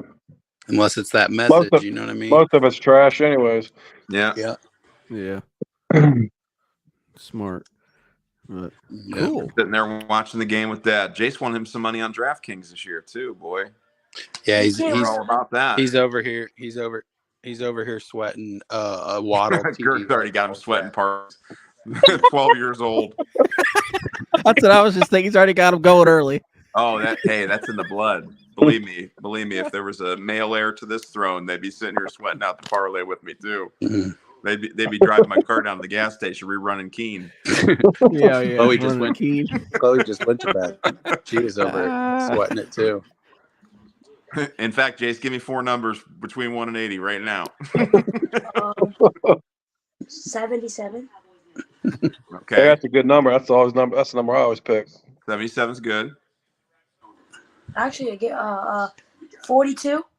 Okay, all right. 36. Oh, okay. I like Ronnie that. Lott. What was the other one? 36. 36. The bus. Jerome Bettis. Okay, what else you got? 13. Yeah. What? 13. Ooh, death number. I'm out. Mike Evans. Yeah. Dan Marino's number one. Dan Marino. Yeah. Hand it over. Okay. Oh, Dolphins tutty. Oh, wow. I'm way behind you. Yeah, so am What I. was it? Damn. Golf? Was Was it it a a pick 6? You guys got to get hip to this U-verse. Oh yeah, damn. That was a hell of a play. Yep. Jerome Baker, Ohio State from Cleveland, Ohio. Yeah. That looked like that Eli Lee's pick 6 the other night, bud. Yeah, it did. Yeah, anybody looking for a good high school football player, go watch. Go watch Eli Lee at Hoban. One of the baddest linebackers you'll ever see. This is going to happen again, man. Maslin beats St. Ed. St. Ed's beat Hoban, and then Hoban beats Maslin. Yeah. It's like same thing again. Maslin don't know how to. They don't know how to win. They win a game last night against some shit ass team, and they're out there acting like fools. Yeah, I did not like that. I didn't like the way both sides handled that. But let's talk about the old Buckeyes. Trash. It runs in the blood, guys. You gotta. Oh, I like it. No. Let's talk about the Spygate 2 up in Michigan, dude. This is terrible. Well, let's first start by saying this: if Antonace and Lynch come on and talk about sports, I want Jace to be in on that conversation because I think he might know about it more than them. I take him over them. This Spygate thing's pretty bad. No, it's not. If true, some of the allegations, dude, serious. Are you crazy? Dude, they're talking about some of like ex-military personnel, like from firms, like hired into to go in. Like Antonace? Yeah. Actually, let me pull this Radar up. tech?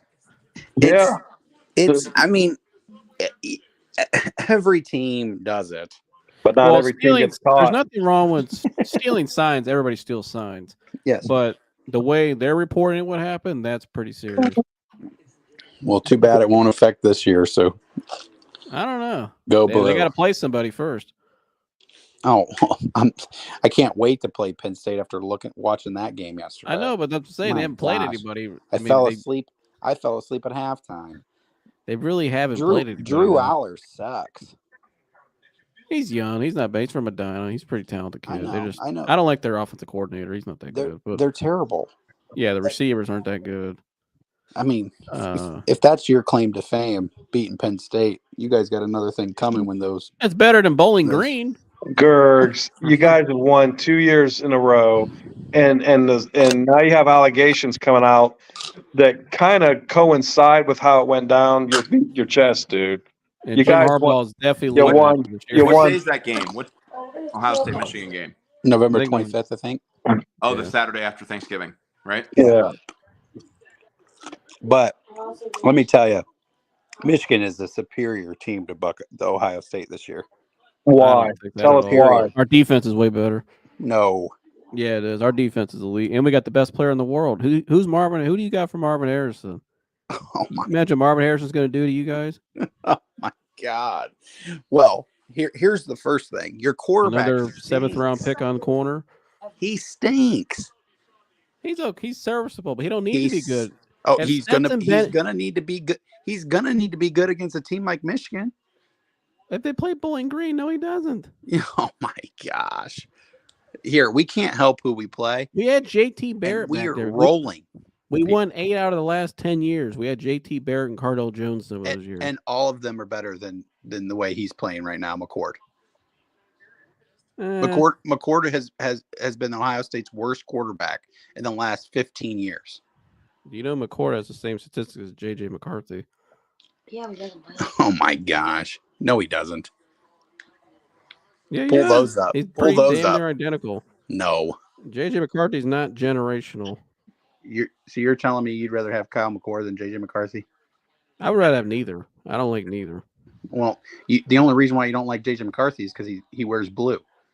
I just don't think he's a good college quarterback. But I don't think he's going to be a great pro. I think he's going to flop. Has gone for 1,937 yards with 12 touchdowns. Pull those stats up because I'm telling you, McCarthy is a way better. They're projecting McCarthy to be a top 15 pick in the draft. I don't think he's a top 15 pick. What you doing, honey? Oh, we have time. I'll take him over Caleb Williams. I'll tell you that. I don't like Caleb Williams at all. Yeah, he's terrible. Fingernails. But we do need to nice play somebody to. But I mean, the way we're dominating, we're just. I mean, you saw Minnesota's coach. Hmm? You did see that, but right? He's not a credible source. He's a Big Ten college football coach. He's PJ Fleck. Dad, is PJ Fleck a credible source? The Minnesota head coach? He looks like he's a fucking banker. Freaking PJ Fleck. But he's still a college coach, and he said that I could bring some guys up here. I can call right now, and they'll tell you about PJ Fleck. Well, he ain't some credible source. He's still a football team, a football coach that has played both Ohio State and Michigan, and has played teams. What does that mean? What's that have to do with anything, though? Like, what is? Because PJ Fleck said something. Well, no, I'm just saying. Playing? Listen, I know it's hard to come on here with two huge Buckeye fans, but you guys know that it's about to be 3 years in a row. I don't know about that. Well, I'm not saying you guys can't. I'm not saying here. I'll call it what it is. Ohio State's suspect still in a lot of areas, but I don't think Michigan's. You talk like Michigan's like Georgia or Alabama or some shit like that. They're not. Mm-mm. I mean, what they do? Like they got their ass handed to them by TCU last year. Who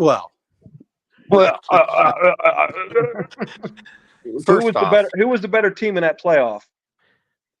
Ohio State was the better team in that playoff. If Marvin Harrison doesn't take that shot in the end zone, we win that game. We're running away from that game. Okay, but we also win the game if the refs weren't absolutely garbage. Oh, the refs! It's TCU, Gerds. It's TCU. It's a Big 12 team that's trash.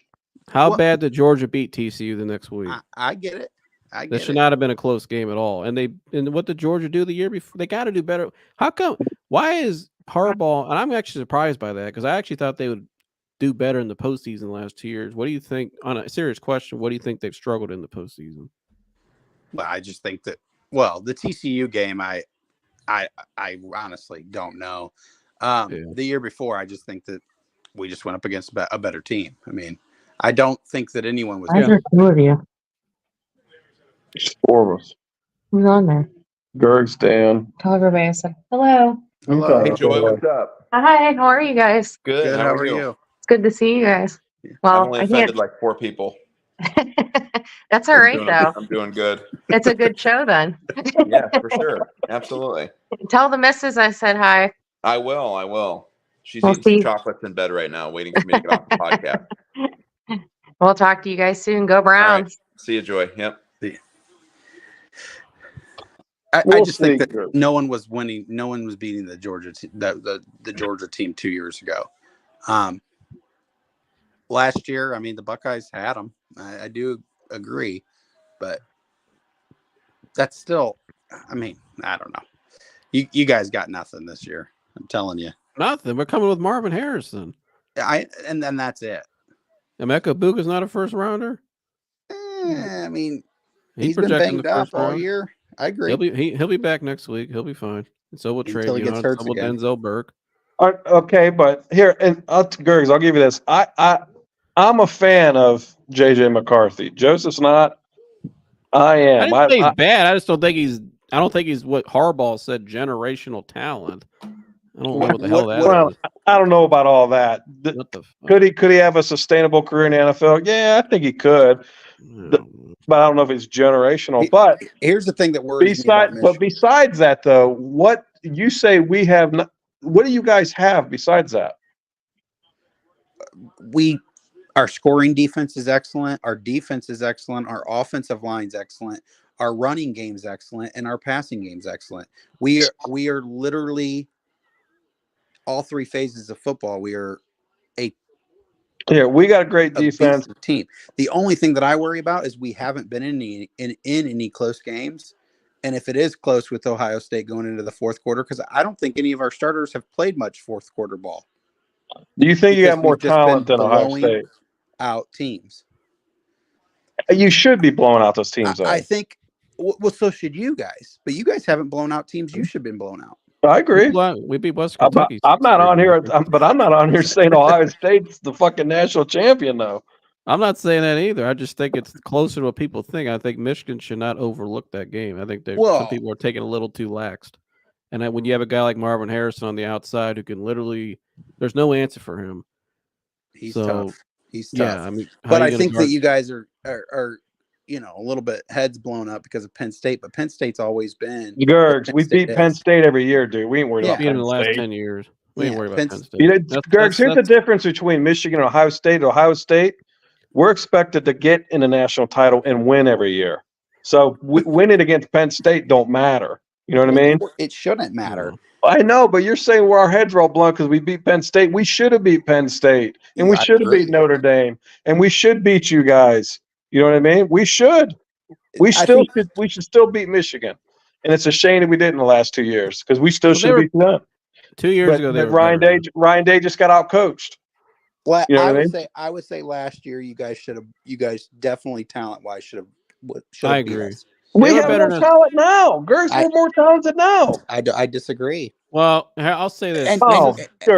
Michigan's got a lot of great players. Gergs, we are way more talented than Michigan. No, I disagree. This year's Michigan team does have a lot of draft picks. I do like their centers because I was fellow center. Their offensive line's pretty good, but I like Drake Nugent a lot. But this is the most talented. Is way better than McCord. I mean, he is. Oh, he's better than McCord, but I don't think he's.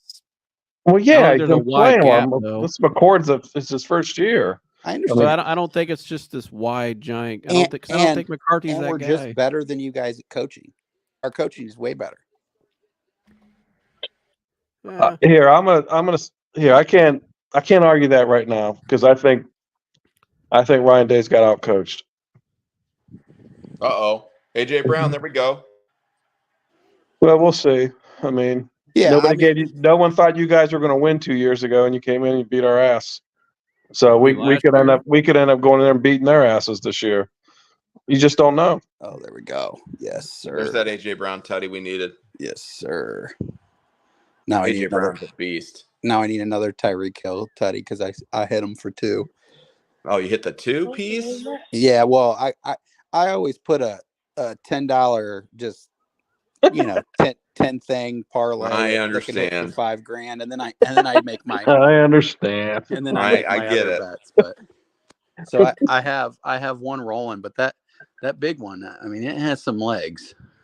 Okay. we're gonna be bet sweating. You ever made has legs till it's over. Yeah, you're right. Till they're chopped off. That thing's a tadpole right now. No, I can't wait for that game because I think they're both going to get in the playoff. Yeah, I think so too. I think you got a good point. Here's how I like how Zach Smith summed it because Zach Smith, he's a former Ohio State head coach with Coach Urban Meyer, or not head coach. Is that guy about to sneeze? Assistant? No, it's paused. Assistant coach. First off, please don't come with me with Zach Smith. I mean, isn't he the assistant under Urban Meyer that had dildos sent to the sorry, Corey's mom. No, I think that was Tom Herman. Tom Herman's got a lot of shit on him. No, I I'm just pretty like the sure way he it's Zach sums this up Smith. here. I'm pretty sure it's They're getting Zach Smith. investigated for something far bigger. Like people steal signs. It's not technically illegal stealing signs in games. No, it's not. Everybody does it or tries to do it. Teams try to prevent you from seeing them. Like that happens. This is way bigger than that. Michigan is being investigated for sending people to future opponents' games and watching them. And I didn't realize, just because the world I came from, and Chris kind of was shocked that that was illegal and why it might be. This is a major infraction if true. If Michigan was sending staffers, like off the field coaches, to go to Ohio State games, try to steal signals, to try to get down their operations, their personnel switching, kind of their trades, shifts, motions, some of the stuff that you don't see on film, that is what they're going to investigate. Signals being part of it. But this is a massive violation if it turns out they were doing this. And again, that's an if. So I I can don't see know. that. Too much money and stuff involved for there not to be some auxiliary cheating going on at all times.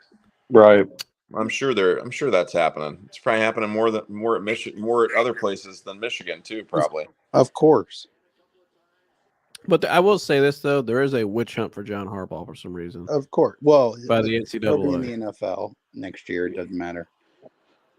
Like the cheeseburger gate, the whole other stuff they've been going up. The NCAA has a real problem with this guy for some reason. I don't know why. There's an actual witch hunt for for Jim Harbaugh.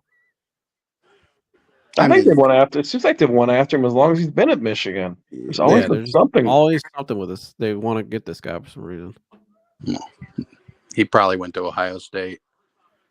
The NCAA is a corrupt bunch of assholes themselves. Anyway. It's the most corrupt organization in the world. Well, the best part of it, though, see, they're going to move away though. They're going to build 2 super conferences, man, and they're leaving NCAA. That's why all these conferences are merging. USC coming to Big Ten.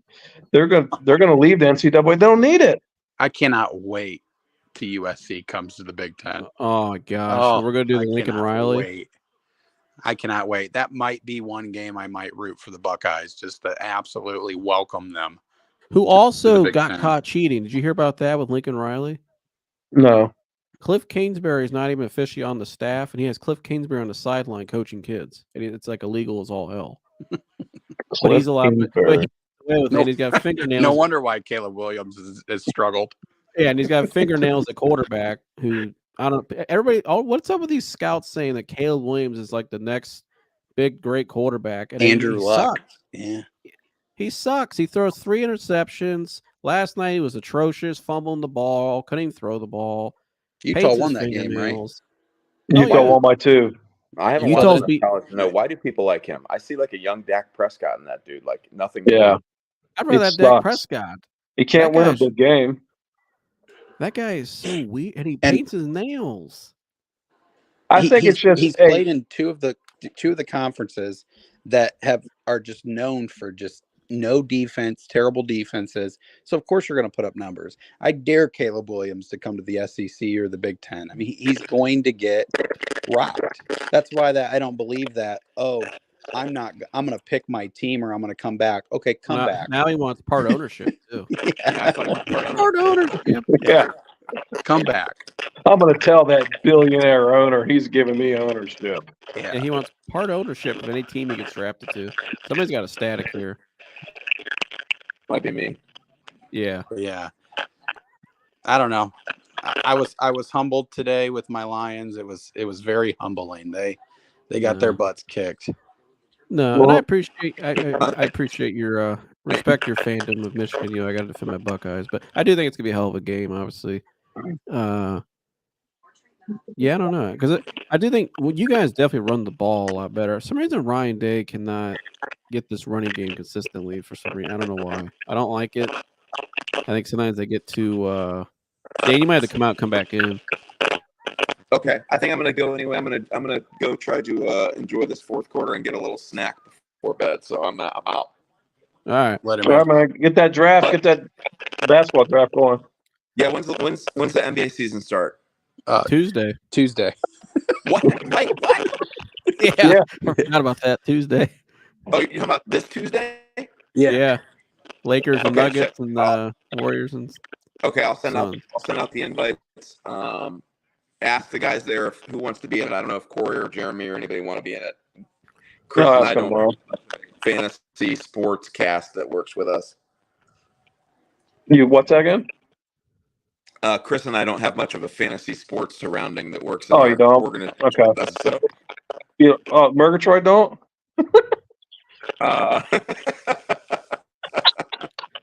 his fantasies are different. I'll ask tomorrow. Got him. All right, I'll text you tomorrow. Let you know. All right, I'll see you. See you, man. Later. No, I pulled up the stats. When I looked 2 weeks ago, McCord was pretty similar with McCarthy. McCord has more yards than McCarthy. Probably because we throw the ball more. Yeah, of course. Yeah, which I get that. McCarthy though, actually, he's stepped it up the last couple of weeks, especially he had a monster game yesterday. 78% completion percentage, 18 touchdowns, 3 picks. McCord's right around 65%, 12 touchdowns, 1 pick. So, yeah, but no, I agree. I think McCarthy's much more. I think the guy that's similar to JJ is the guy who I thought we should be playing going into the season is Devin Brown. But I mean, you do realize if JJ McCarthy had a Marvin Harrison, I mean, it would it'd be lights out. Well, one thing I do like what Ryan Day does. I like what Ryan Day does offensively in terms of the passing game schematically, getting guys the ball, how he's getting like yesterday we did in the second half of that game, getting Marvin the ball when they were doubling him. Still found ways to get him involved. I think you put a great quarterback, like an athletic quarterback like McCarthy with Harrison and Ryan, I think would be really, yeah. What ended up happening to Devin Brown? Just a sprained ankle? Is that what his? Yeah. Yeah, because they're going to use him a lot in that goal line package. Yeah. We'll probably see that a lot in that game. I thought going into the year he was going to be the starter. So did some other people inside the team too. But I think he's familiar with Harrison, and I think that probably won him the nod. But I don't think he's terrible. I think he's just young, and I think it's gonna, going into the big house.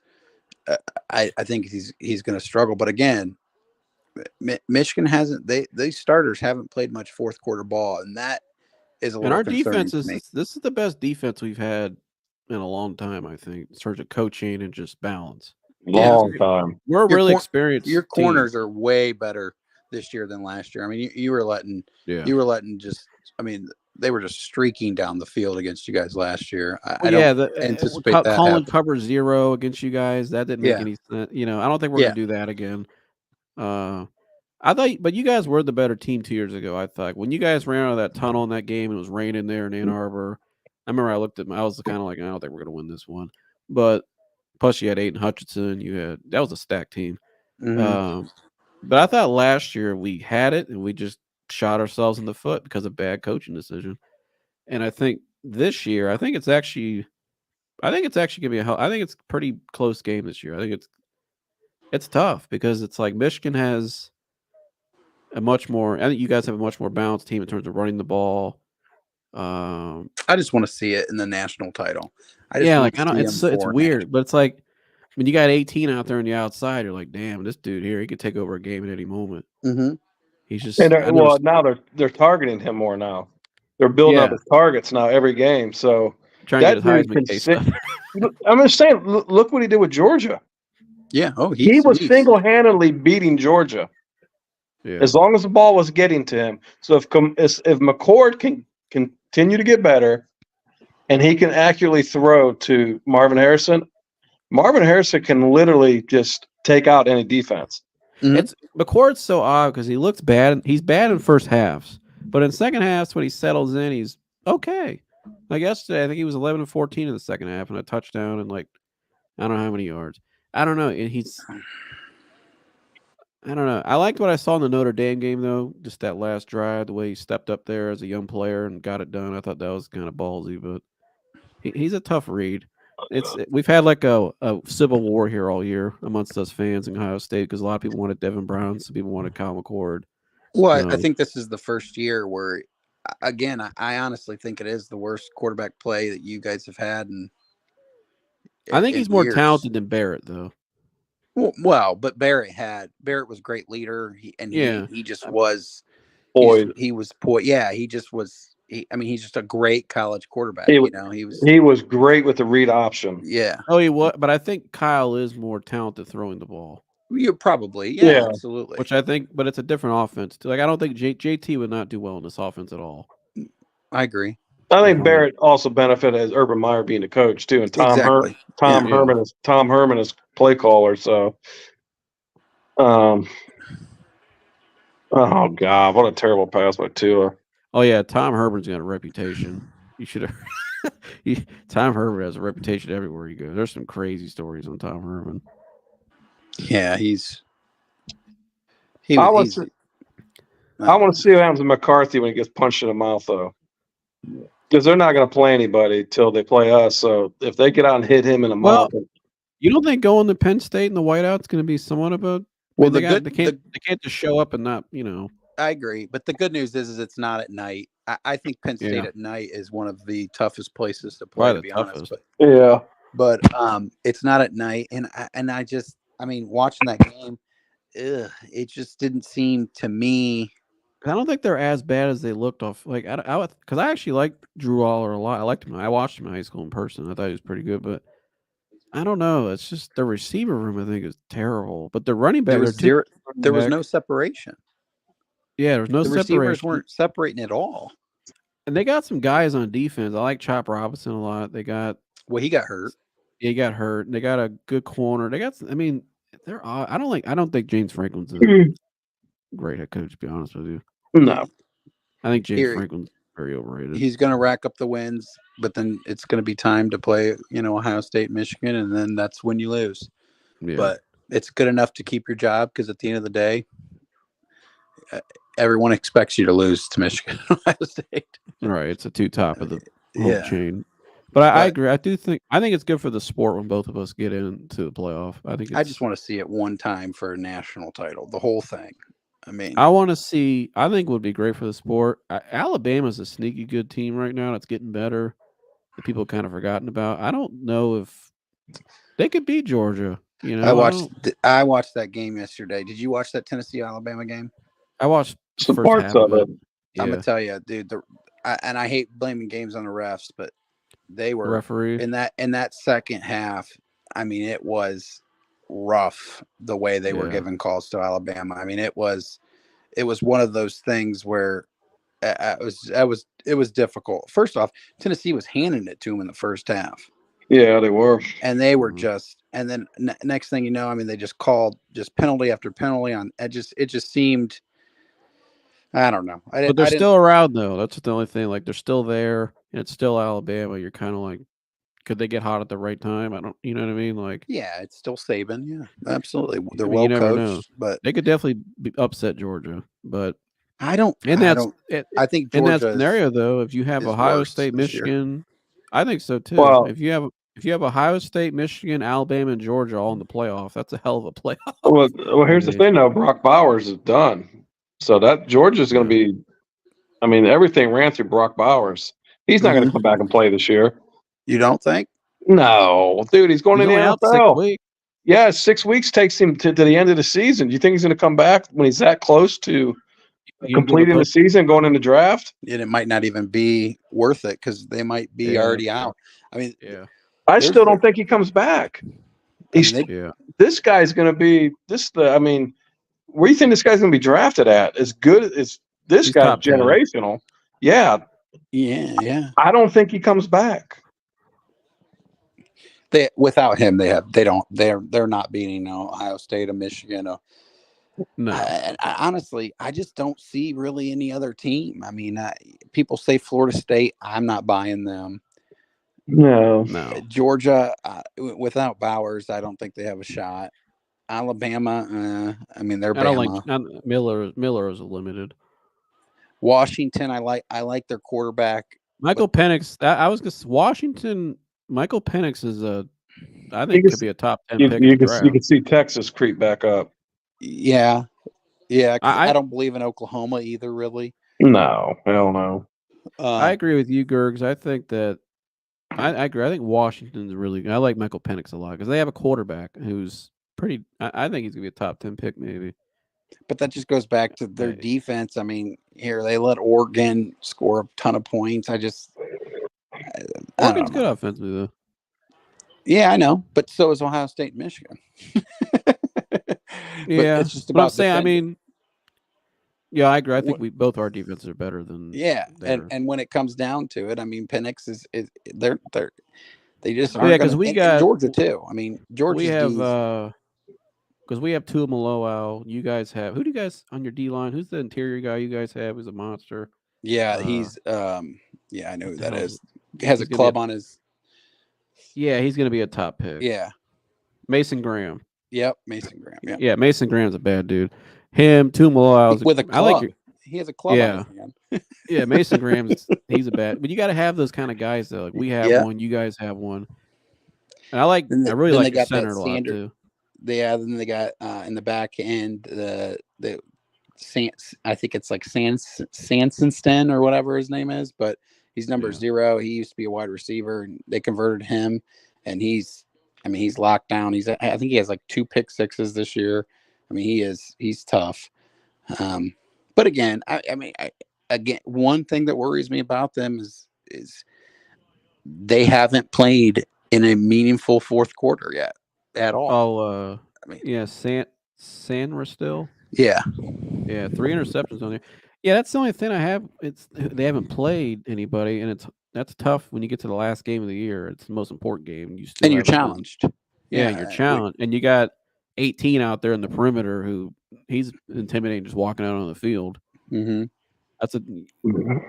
Your whole game plan revolves around one guy. I mean, I don't know. But here, it's not like I have all the confidence. I agree with you with McCord. You don't know what you're going to get with McCord. Is he going to be the first half McCord? Is he going to be? And is Ryan Day? Sometimes Ryan Day calls shit games. So, and we can't run the ball. Like we got to be able to run the ball in that game, at least something, just to take the pressure off. But I do think this year's game is probably going to be a 16 kind of game, just a classic, because you don't really know where it's going to go. Well, I think the difference is going to be in where the last and there's couple so years much on the line too in this game. The biggest difference the last couple years, and I remember watching those games, Michigan was just way more physical than we were. Yeah, in the line of scrimmage. And Ohio State had under Ryan Day has been soft. They've played soft, but now when they got challenged before that Notre Dame game, they're not playing soft now. They're playing a lot more physical. The defense much more physical. That defense is really physical, and so that they were just getting their asses kicked. I mean, just in games, it's crazy because they're not playing physical.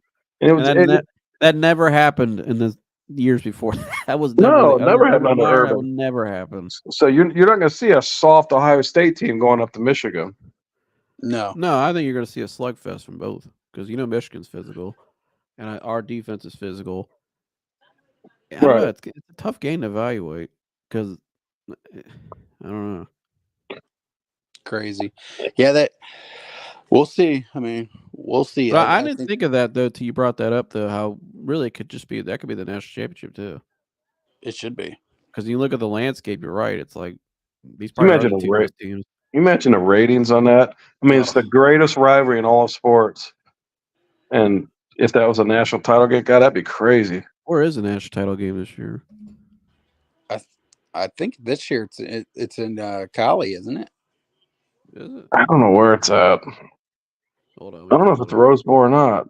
So it'd have to be Rose. It's not Georgia. We know that. So it'd have to be Miami or Cotton Bowl or Sugar Bowl. It's always one of those. I don't know where it is. I thought it was in Pasadena this year, but it might be in Jerry World. Where was it last year? SoFi? Georgia. What the hell? I think the year before was in Miami. I try to pull it. It doesn't give you a definitive answer for some reason.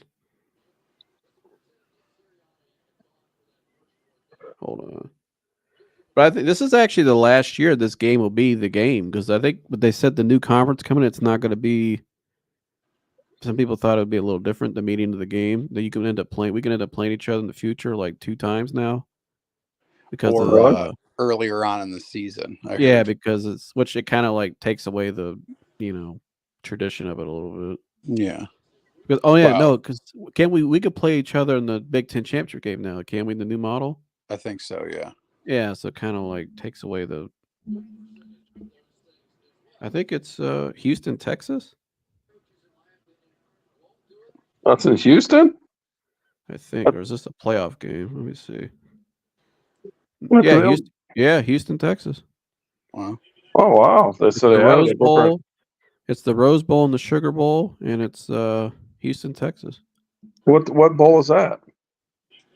This is they're having it at the Texan Stadium, Energy Stadium. Oh, It's a dome.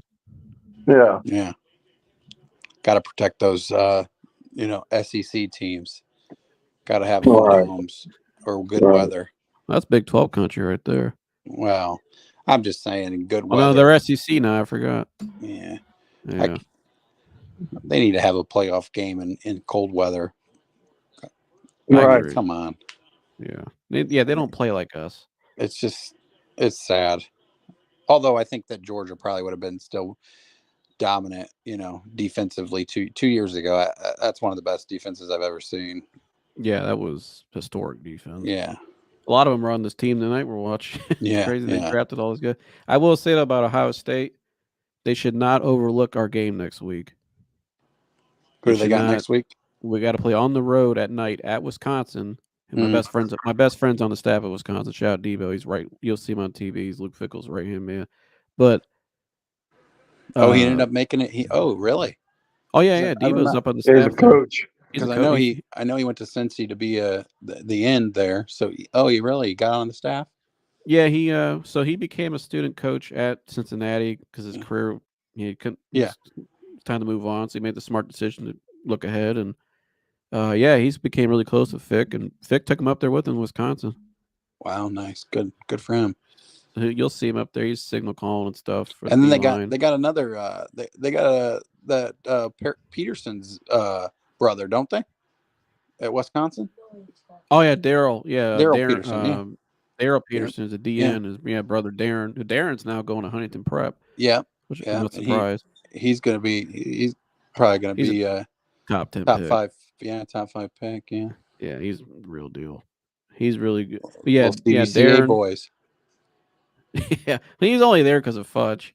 Yeah, but because him and his dad are close. But yeah, I knew he was the guy. He's too good to play there. But of course, he needs better competition. Anyways, make sure he's on par. Yeah. But no, we should not overlook that game though. Luke Fickle wants to do anything but to beat Ohio State at home. So we got to bring our A game this week. I don't care how Wisconsin people think they look. You cannot go in there. And that's a tough environment too. When they start doing jump around in the second quarter and night game, that's their season. I don't think that they're going to have a problem. I think we'll win, but I don't think they got to make sure they don't come out and lay an egg in that. They can't do remember we beat Penn State in 17 on an emotional win at home. We go on the road to Iowa and lay an egg or Purdue. Right. It cannot happen. This is the kind of game where you have to make sure you're coming out the gate firing. Yeah. Because Fickle's going to have them prepared. Well, they've been prepping for this all season. And I think, aren't they? They're still number 1 in the West, Wisconsin, aren't they? Yeah, because I think Iowa lost yesterday. Yeah, they're number 1. So they only lost one game, which, they're Iowa, not. I think. Yeah. They lost to Washington State. State on the road. Oh. Yeah, but they're not. Wisconsin's playing well, so they're number 1. So I mean, yeah, they're trying to. This is a big game for them. This is their season, so we better bring our A game. Who do you guys play this week? We're off. Oh, you're off. Oh, okay. Mm-hmm. Yeah, I'll be interested to see what this stuff. I don't think it's going to impact you. I think Harbaugh's leaving though for sure. And you know what? Though I wouldn't blame him if he left because they're just putting him through hell. They are. They're putting him through hell. And I'm an Ohio State fan. I'm kind of like, come on, guys, leave the guy alone. Like he's not your. They won't go after Lincoln Riley or other guys. He's gonna leave. Yeah, he's leaving. You think he comes to the Browns? We should leave. Well, but then it's just like who it's sad because who do we get? Yeah, I don't want another Rich Rodriguez or Mario or yeah, what's that guy's name you had? Brady Hoke. Brady Hoke, who actually Whitlock loves. Brady Hoke's Whitlock's good friend. He always talks about Brady Hoke. You're like, come on, dude. Is there anybody else on the staff that could? You know what I mean? I mean, I wouldn't mind getting Mike. What's his last name? He's Baltimore's defensive coordinator, but he was Michigan's defensive coordinator. I wouldn't mind him coming back and being our head coach. He's a beast. He used to be our defensive coordinator, and then old brother called him up to Baltimore to have him be the D coordinator there, and he is a stud. I like him. I would love for him to come back and coach Michigan. He's one of the guys that I would like. I mean, not really anyone in particular. I mean, there's Mike Hart on the staff, but I mean, come on. Yeah, you guys got to get correct. Maybe there's some good coaches down in Louisville. I mean, I don't know. They're right. I mean, that's not. There's just something. You know how it is. You just you got to be a Michigan guy. Ohio. You got to be an Ohio guy. It's just that's why you can never hire Luke Fickell. That's why when you said Luke Fickell would never take that job. I didn't. I just would. Love I know to you mean have though him that kind of coach. I think he's a good coach.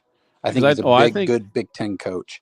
I think Fickell. There's a good chance Fickell's at Ohio State because I actually think there's a chance Ryan Day gets. There's always some jalopy owner at the NFL that wants the hot coordinator or the hot offensive mind in college, and that Ryan wants to go back to the NFL. I think at some point.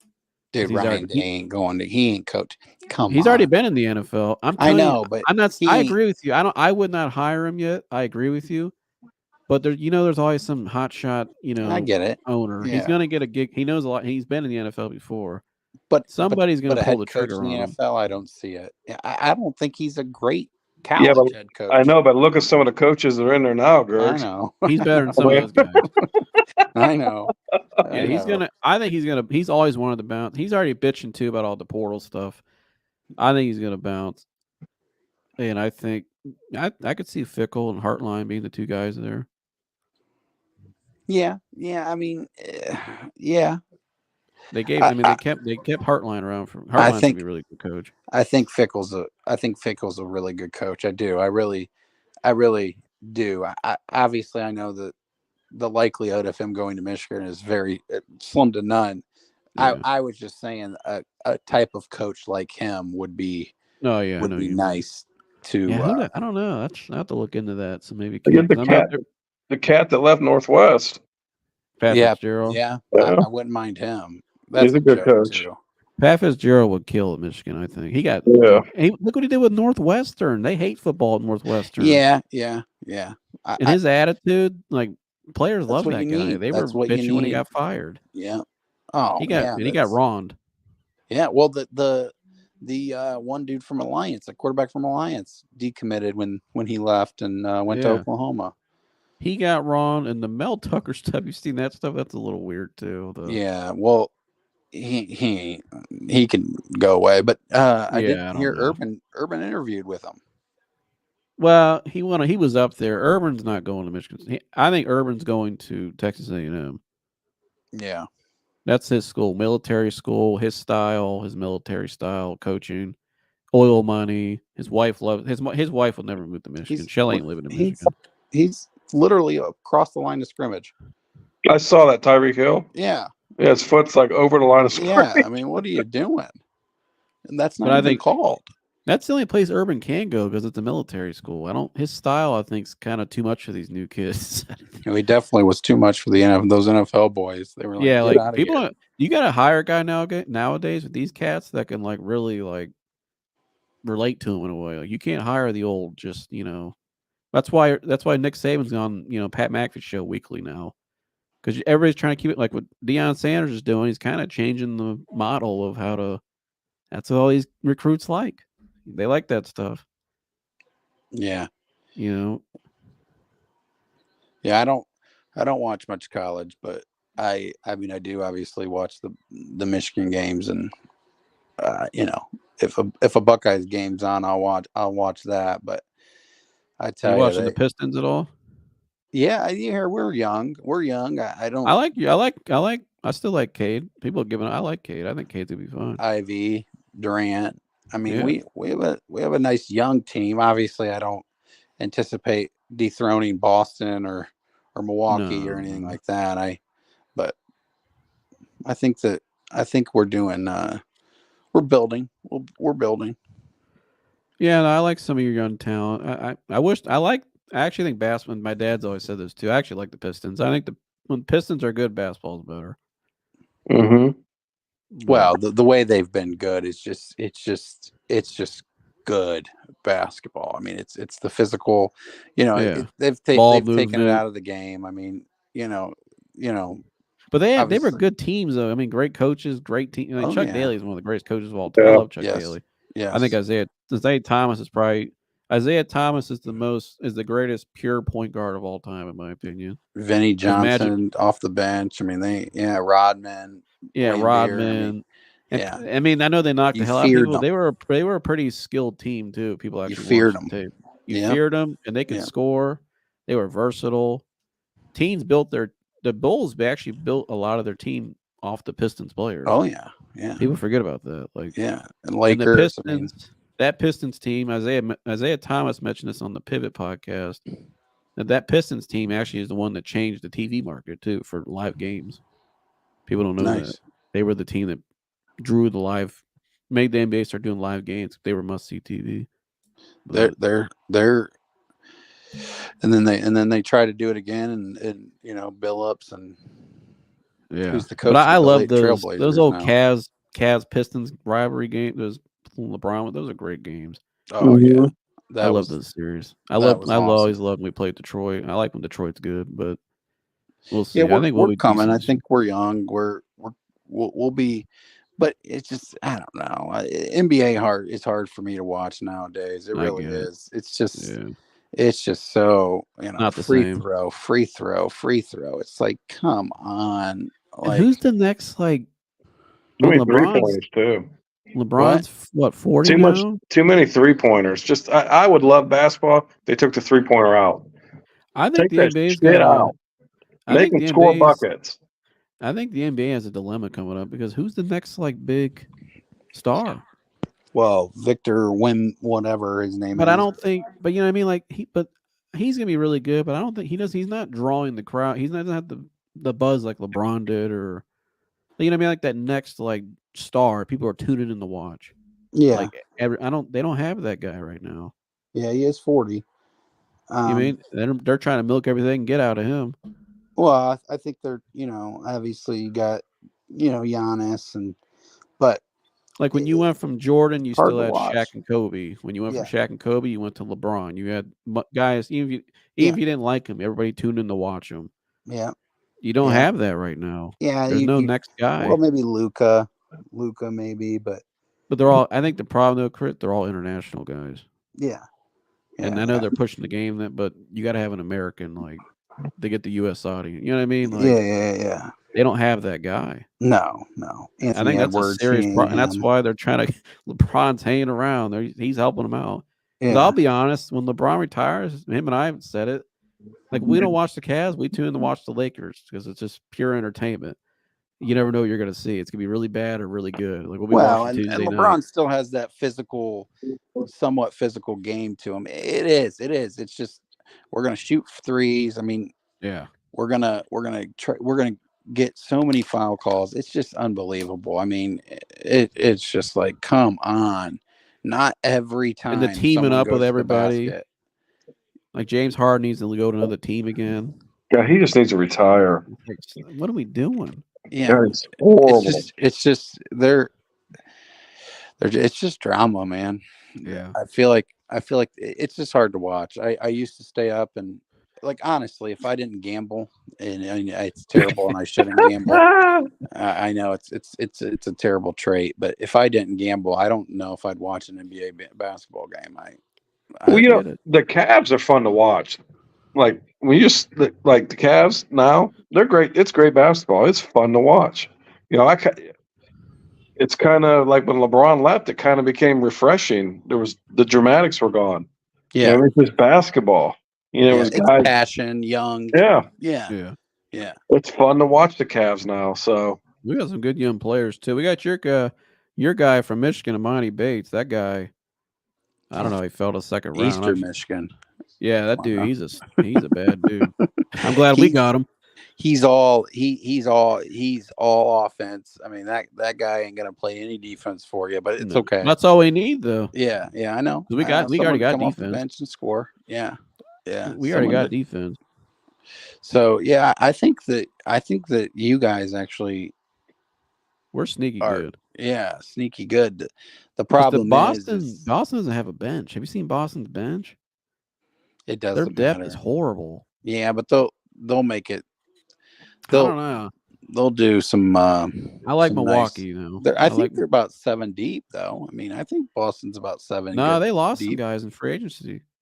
Yeah, but they still have. Who do they have? They have. I wrote it down. I did some scouting for the NBA already. They're gonna probably do White. They got Drew Holiday, Brown, and White.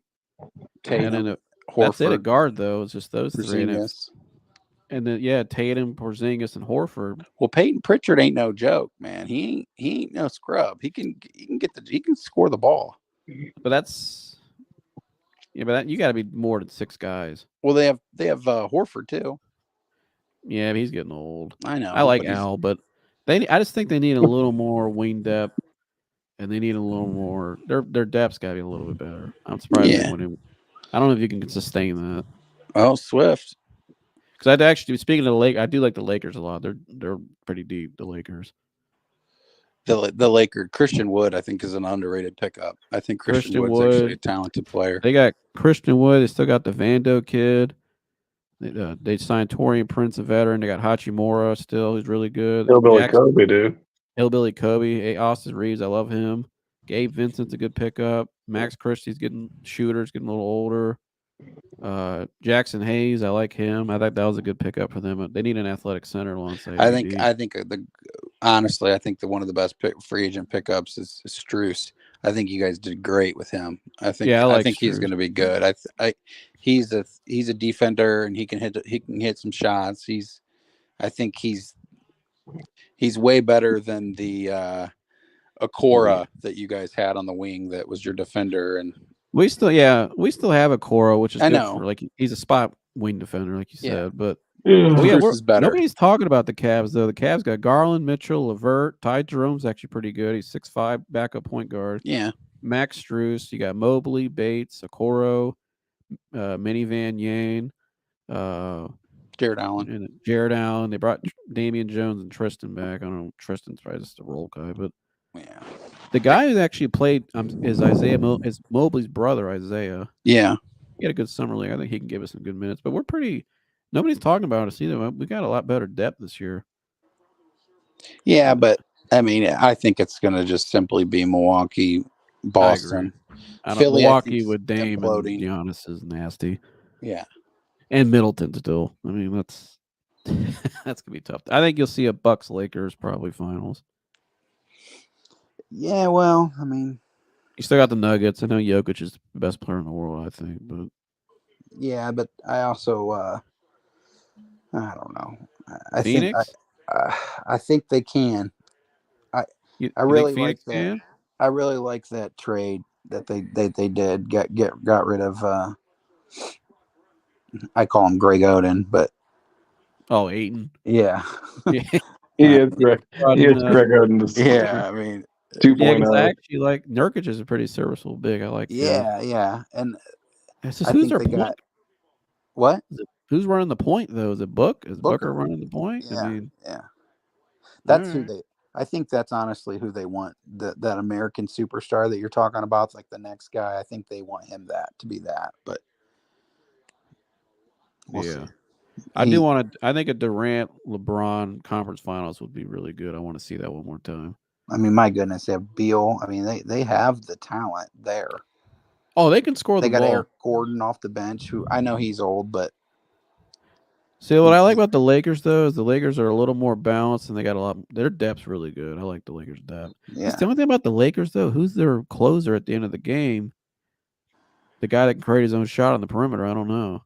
Yeah, it's not Austin Reeves. And LeBron's always needed Wade or he needed Kyrie. He doesn't have that guy.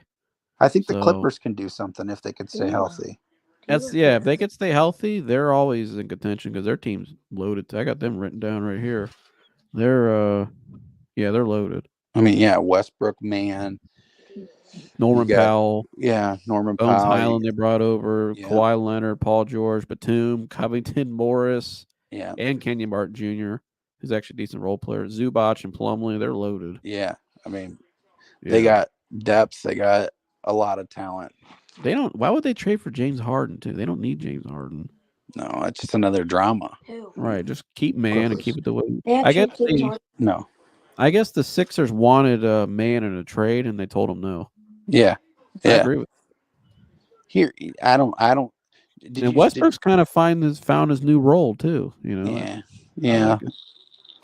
Yeah. He. I don't know if he's going to finish many games. But he's they don't found need his. him to. He's done a nice job though. He's found his new role after all the heat he was. Everybody's blaming him for the Lakers debacle, and it was just a bad trade to begin with. But I like what he's done. He's kind of refound himself, his new role. Yeah, they're a good team too. It'll be interesting. But Dad, you like the Lakers this year, don't you, Dad?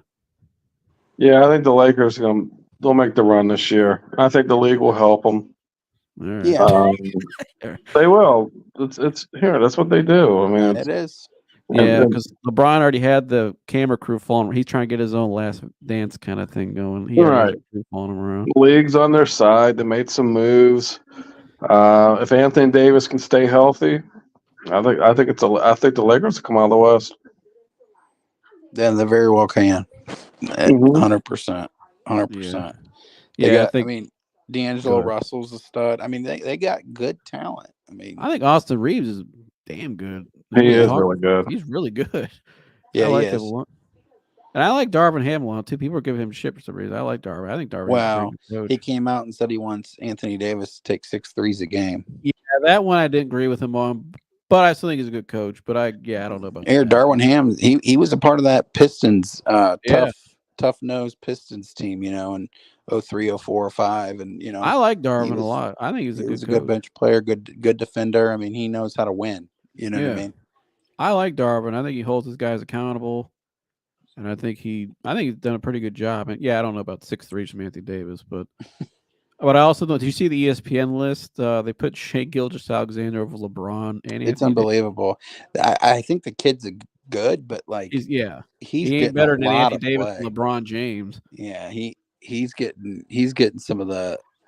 I mean, I don't even get it. I don't even. I told my dad, I'm like, even though LeBron's 40 and AD's hurt a lot, when they're at their A game, they're top 5 play. I mean, definitely LeBron. I still think when LeBron's on, he's not many players really better than him still, because nobody could do what he does. He just can't do it a full 82 plus nowadays. Yeah, but nobody passes the ball like him. Nobody drives. I mean, the guy's still, when he's on, he's still the most dominant. If they can win games with their depth, with Reeves and Russell and Anthony, that's why Anthony Davis staying healthy is so important, because it gives LeBron time to rest and not have to take that load, And if he can go healthy and rested into the playoffs, I think. Do you think Kyrie actually does stay in Dallas, even though he signed the contract? That's the one team they always said is the Lakers. Kyrie to the Lakers. I just don't understand why Mark Cuban did that trade. I thought he was going to go to the Lakers. That's just not something I just completely didn't understand why. Why do you want 2 ball dominant guards? Yeah. I don't know. Do you think if you're the Lakers, would you try to get Kyrie? Because I think I would. If I keep LeBron, if I had to give up D'Angelo and a couple because you get a closer. Yeah, but you're gonna But you're gonna have to give up Reeves if you want a guy like Kyrie. They're gonna want Reeves. Yeah. So then you give up Reeves, D'Angelo, and see. Here's why I wouldn't give up Reeves, because I think LeBron's leaving after this year. So exactly. He's definitely leaving. He's on his last year of his deal. He's definitely bouncing. Well, that I don't think the Lakers make that. The Lakers know that. I don't think they make that trade. They don't give up those assets. Yeah. No, and you're still good enough to win as is. So Yeah. Yeah, I agree. Because I think LeBron's definitely last year out. It might be his last year in general, but I think he's definitely leaving LA. So Yeah, but where does he go? I mean, back to Cleveland? I think so. I mean, they kept it open. That spot's open, and Mitchell's not signing his contract till next summer. I think LeBron wants to go out. If the Lakers win or lose this year, I think he wants to go finish out wherever he wants to go because his son's gonna be in the NBA next year. He's still playing college this year, Bronny, and I don't think they really care where he gets drafted. He is going to end up playing. Yeah, he's back. He'll be playing this year after the cardiac arrest, huh? Yeah, he wow. ran out. He ran out of the tunnel yesterday. I saw that, but I didn't know. No, they expect him to play. Yeah, they expect him to be back. He's recovering well. LeBron will end up in Cleveland, or the Knicks, or Dallas. Dallas was the Dallas thing. I think is sneaky because you got Kyrie, Luka, and LeBron. I mean that's tough. Well, they've been down there many times. The whole family, There's a guy I worked with at one of my salesmen at Vanderveer. He's actually part of the family, and he told me. Oh, let's clarify. People here to say, "Oh, he's legit in the he's family." He's legit. Everybody in Akron knows him too. Yeah, he's at the house. He's always over there. He came out and told me, "Oh gosh, they was like, what was that, bud? Like beginning of 2022 or something like that." It was summer 20. It was end of June of 2020. Because we'd always had the conversations, and he told me that week. He said they're all down in Dallas right now. He said the whole family, everyone's down there. His mom, everyone's in Dallas, and because he goes, that's where he's going next. So, and Kyrie threw it out there. I mean, they definitely want to play together. Put him down there for election purposes, 2024. I'm serious. That's you know what I mean. Yeah. I think that's a lot of the reasons he went to LA. Joseph said that. Oh, he was put out. Well, yeah, they put him out there for business and all kinds of other things. It wasn't for basketball. That I mean, they're trying to turn that state.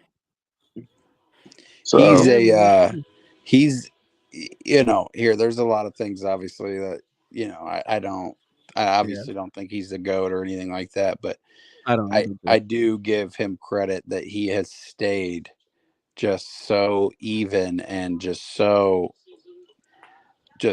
of trouble and just I mean it's amazing that he's been so good for so long and really I mean has kind of stayed out of trouble. I mean it is he's always been very consistent. And he's lifted his guys up with them, and you know what I mean. It's something that you give him props for. But I think a lot of it's his. I mean, he does some.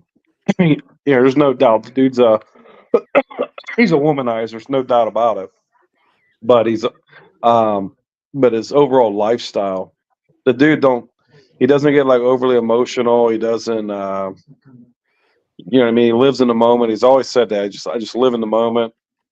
You know what I mean? The way he takes care of himself. I think that's a lot of it. It just he's never had a bad game in his career either.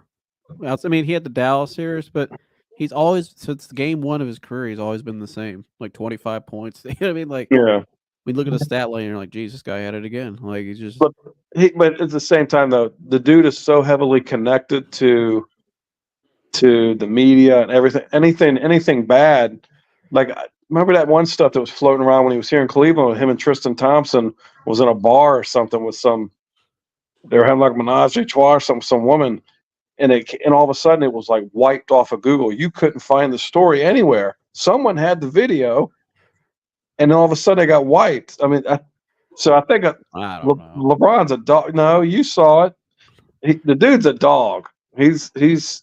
Well, I mean, I don't know. That's a whole nother. I mean, that's. But what I'm saying is like. You can talk about a lot of sports athletes. What I'm saying, like when you talk about him staying for 20-some years, he hasn't had any scandals, any bullshit like that. Yeah, he's never put himself in a bad position. Oh, I think he's put himself in plenty of bad positions. He's just. But yeah, he's been smart about it and he's been protected. But I don't think. But when I see when I'm thinking like I'm thinking like something like. Like what we think of major like scandals like that are you have to talk about him. He's never put himself in that. I don't think He's pretty. Yeah. One thing about LeBron and his crew, they're very smart. How they I mean, yeah, operate. They're he slid in a very. couple girls' DMs, but that's not what I'm That's saying. I mean, not. obviously, No. that is not right by any means. I will not, Well, Oh, yeah. Well, I mean, I'm sure it's beyond that. I mean, I'm sure the dude's probably. But I don't. They're very smart the way they move, how they operate. Everything's very strategic. Everything. The only bad mistake they made out there was the decision thing, just how they executed it. Oh, that was awful. That's the only bad decision they ever made. Yeah. Well, I mean, maybe. I'm talking about It's the only thing that was ever televised. But well, in I this know, but day you know and what I mean. age, Like with videos and social media and stuff, it just would be so hard to keep that under wraps. You know what I mean? I get, yeah, he's connected with the media. I just still though, I mean, there's people that will get videos and it's just it somehow has not happened to him, and that's amazing. Whether it's him shutting it down or whatever, but it's pretty impressive. Yeah, he's 20 years in and nothing's ever popped off. Well, I think a lot of it too. And on the same hand, I think he's. I mean, there's no question the dude's a great dad. You know what I mean? He's always. I mean, you don't question his passion for his kids, and he's always there. He's going to their events. He's, you know what I mean? He's coaching now. Oh yeah, coaching youth basketball. So I think a lot of thing that's helped LeBron is the Midwesterner that's in him. Yeah, he's out there in California. He was down in Miami, but I think at heart Still got Akron, Ohio in him. he's a Midwestern guy. You know, he's a family guy, and I think that's what helps him. It's kept him in the right spot. I think too when I watch him now, because I've watched him for a long time, I know his body language. I think he's just kind of like when you listen to his press conference before the season, he's just kind of ready for it to go away. Like just yeah, you know, what I mean? He's been in the spotlight since 16. You could tell like he's getting towards the end. Like, he just kind of wants to just mail it and just kind of go off in the sunset for a while, not want to be seen. So he's going to go to Dallas with P-Car, huh?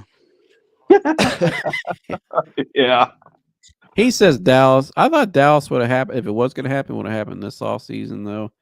I think that might have been used more as a leverage story to get what they want now. But I'll say the Cavs. I think he'll finish it out where it started. He should. That's what he should do. I mean, that's a great way to.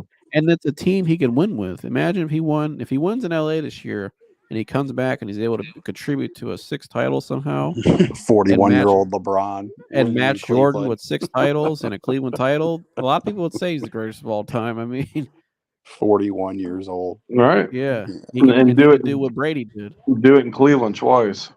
Yeah. Yeah. That would be crazy. It would catapult him into that. People would start to say, man, this dude might be the greatest ever. You know what I mean? I'm not saying I would say that, but it would certainly be one hell of an achievement. Here, he's a guy that I genuinely believe he could play in any era. He could have played in the 90s and stuff like that. Yeah. I mean, he would have had to stop whining like he does, but I just think that he whines a little bit too much. But I also think it's for good reason. You know what I mean? Like, He's the greatest passer I've ever seen. He is. I agree with that. I know Magic was phenomenal, but I've watched some like early LeBron highlights from his younger. I mean, this guy, the passes he throws, his vision, and half court sets too. It's just. I think his best position is a point guard. I do. I really do. Yeah. I think when they won the championship in 2020, he was playing point guard that year. Yeah. I've always thought that. I mean, his jumper hasn't always been there. His free throws haven't always been there. He can get to the rack whenever he wants. And he's a great passer. He's the greatest passer I think of all time. And he's a great decision maker. I mean, just the decision. People gets teammates involved. Yeah, people would always hate on him for not forcing that last shot and stuff like that. But it's because deep down he knew that there was a better decision to be made than him taking that shot. You know what I mean? And he would always make it, and he would always make that decision. I agree, and he made some clutch shots down in a lot of games too. Of course, people forget about that, but no, I think he is I like going to the watch. I've always loved watching him play just because of the passing. Like I watched the preseason game against against the Suns out there in Palm Springs. And even in that game, in just a half of preseason basketball, some of the passes he was throwing at 40 years old, I was just like, my gosh, nobody else can make that pass. Yeah. It's insane. Well, I think the first part is just seeing it. He can see it before it happens, and that's why And it it just looks seems so so easy. smooth too, like it's just a little drop Yeah. pass or a little like, and it's the craziest shit you ever saw. And you're just like, he I just don't know if drives I don't. Have you ever seen a player that can literally control a game? Can literally control the floor, control the game. Well, and I think Jordan can control a game. Well, no, without scoring. What I'm saying is LeBron can put that ball anywhere in the court from anywhere. Yeah. You know, and that's what I'm saying. He can literally control a game just by passing the ball. He don't even have to score. Yeah. I mean, I don't know if I've ever seen somebody else that can do that. I don't know. Yeah. I mean, he still does score, but yeah, no, I'm with you. Yeah, I agree. I mean, Magic Johnson maybe, but I mean, Jordan can control a game in different ways. Magic was good on the fast break. That's what you know Magic as. You know what I mean? But Magic couldn't like throw the ball across Jordan could the control a court. game on both ends. He can lock down somebody. He can go Yeah. score the ball. Well, no. But I get what you're saying just by the passing, like how he controls. Right. LeBron controls the pace of the game. Right. That's what I'm saying is. Yeah. You wherever you're at, if you're a defender, you gotta always be looking for the ball coming at you to the guy that you're defending, no matter where this dude's at. Yeah, he could be underneath the basket on the other end of the court, and the guy you're defending, the ball could be coming right at him, and a perfect pass in the perfect location. Mm-hmm. That's the key. Is the passes are they're perfect. He puts it in the right spot every time. Oh yeah, 100%. He's definitely up there. That's for sure. He's an all-time great. I got one last question before we wrap this up. Is Isaiah Thomas a top 10 player of all time? Yes. Yeah, I agree. Yeah. I think he is too. And he gets the most disrespect out of any player. Well, he's the most he was left off the dream team because of Jordan, because him and Jordan hated each other that much.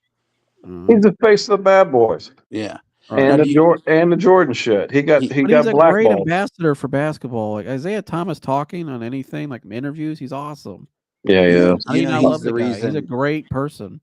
You know Isaiah Thomas, the guy that the Isaiah Thomas played for the Celtics, the point guard who used to play for Washington Celtics and all them. Yeah. He got his name from Isaiah Thomas. You know his dad was a Lakers fan. Is that right? You know that story? No. No, I didn't know about that. His dad was best friends with his dad was a Lakers fan, and his best friend was a Pistons fan, and the Pistons fan's last name was Johnson, and his dad's name obviously was Thomas, and they bet on the finals that he would name his kid Magic Johnson if the Lakers won. As a Pistons fan, and then as a Lakers fan, Isaiah Thomas's dad would say, I'll name him Isaiah Thomas. So a Lakers fan had to name his kid Isaiah Thomas because the Pistons won the finals that year. And they would have won. They would have three-peated too if he didn't get hurt. Yeah. So I always love that. I mean, because I would have, as a Pistons fan, I would have hated to name my kid Magic Johnson. I tell you that. Yeah. All right. That would have been horrible. But yeah, that's I think I agree. I think he's top 10 all time. People never put him there for some reason. I don't know why. But people forget how good this guy was. Like, he was in an era with Magic, Bird, and Jordan all in their prime, Barkley, and all those teams, and was winning. And he had the best team at one point. That guy had a dynasty going in Detroit. Yeah. And he I don't get it either. I just feel like a lot of great teams that are brought up, they never really bring up the Pistons, and it's like they're one of the best teams of all time. Yeah, I mean, you guys could say the Showtime Lakers. Well, I think the 72-win Bulls, obviously, they're really good. Yeah. Yeah, Showtime, 86 Celtics are really good. But outside of that, I mean, they're right there. I mean, Yeah. Oh, I agree. You know what I mean, they would have beat that 16 Warriors team easy. They would have fucking beat their asses. Right, because they had shooting, they had scoring, they had defense. Like, people forgot how good Robin was as a defender. That drives me crazy when I hear people say that. I mean, them guys, they would have walked. The Warriors would have quit. They would have walked off the court. They could not have played back then because they're soft. They're so soft. They're the epitome of softness. And then you go against those teams, they would have got killed. Well, we came back and beat them 3-1, and we got more physical with them. And we beat Oh them. my gosh, Yeah, they would have got killed by the if Pistons. those, it just depends on the era.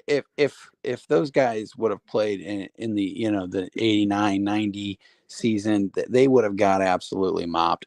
Although, to be honest with you, I think every NBA team in 2016 would have got mopped by the Pistons because the only one probably that would have been still standing would have been LeBron, but all the other Kyrie, I mean, they'd have smacked him.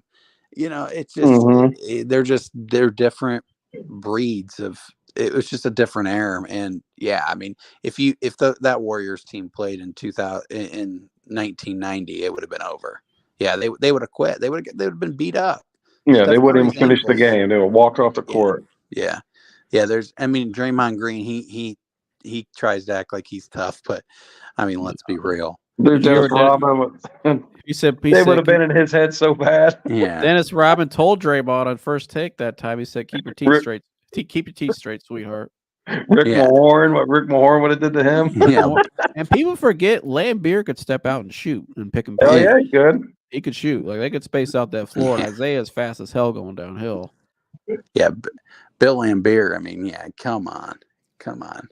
I honestly think somehow I was conceived during a Pistons championship run. I think.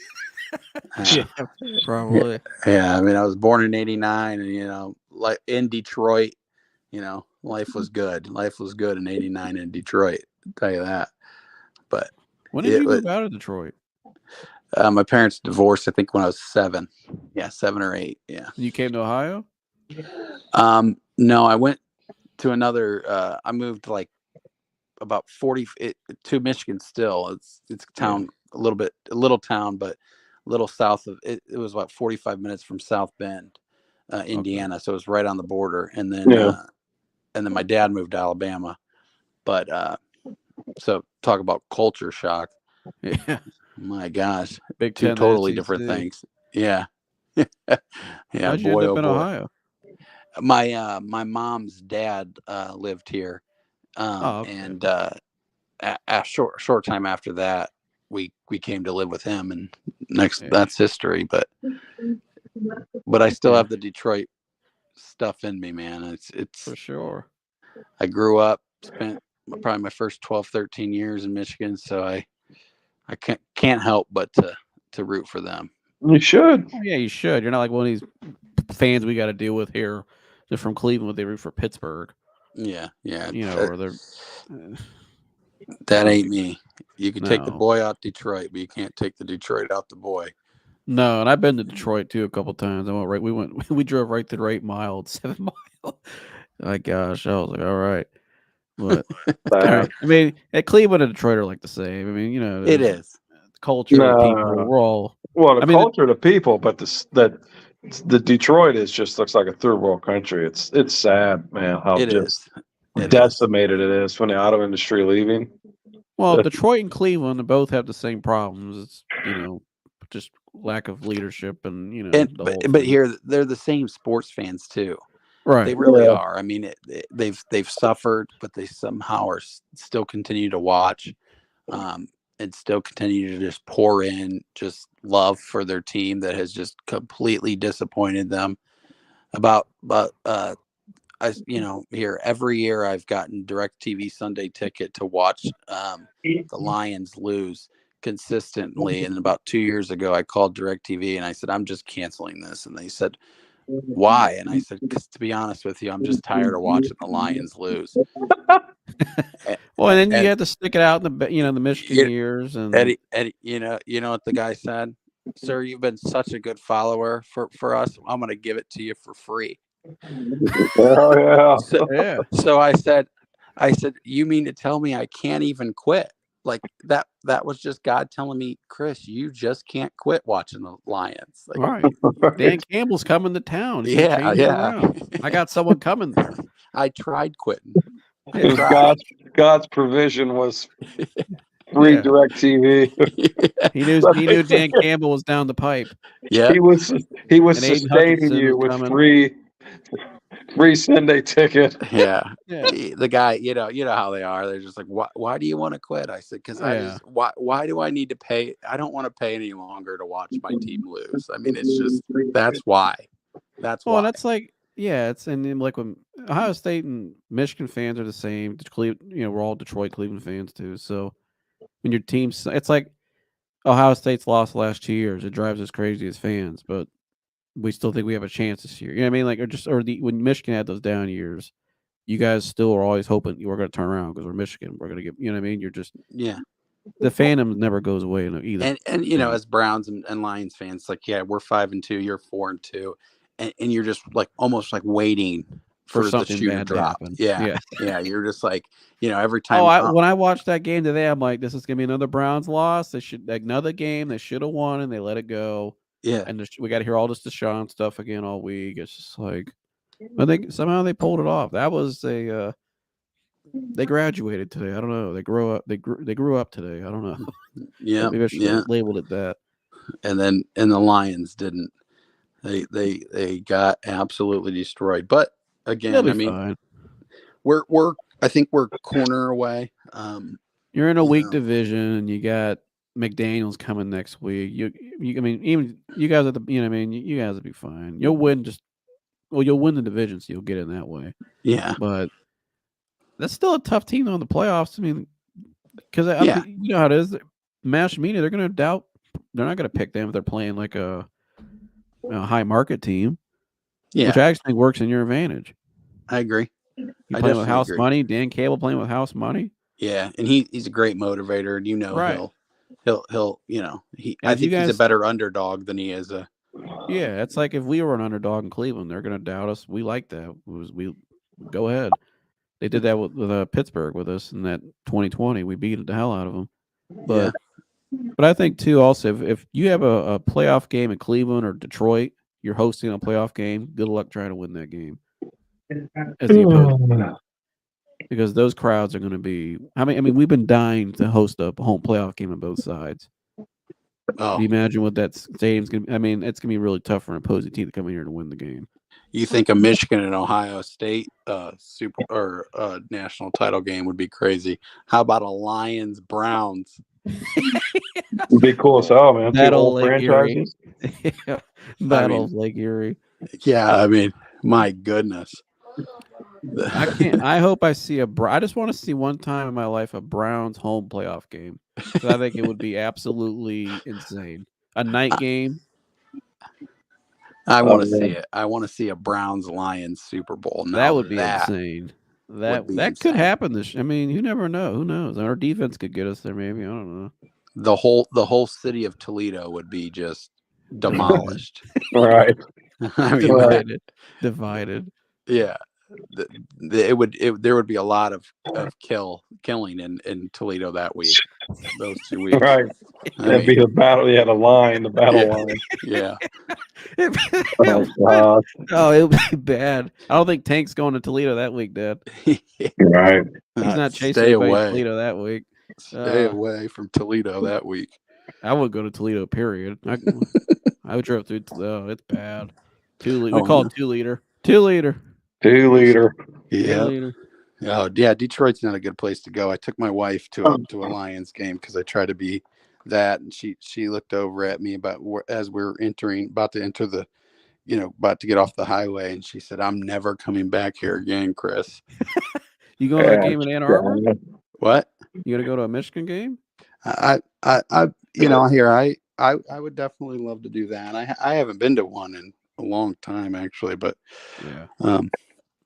just because obviously Saturdays are a different story than Sundays in the car business, but I've tried to at least go to a Lions game once a year, Hannah told me she's never coming back to Detroit again. So, Yeah.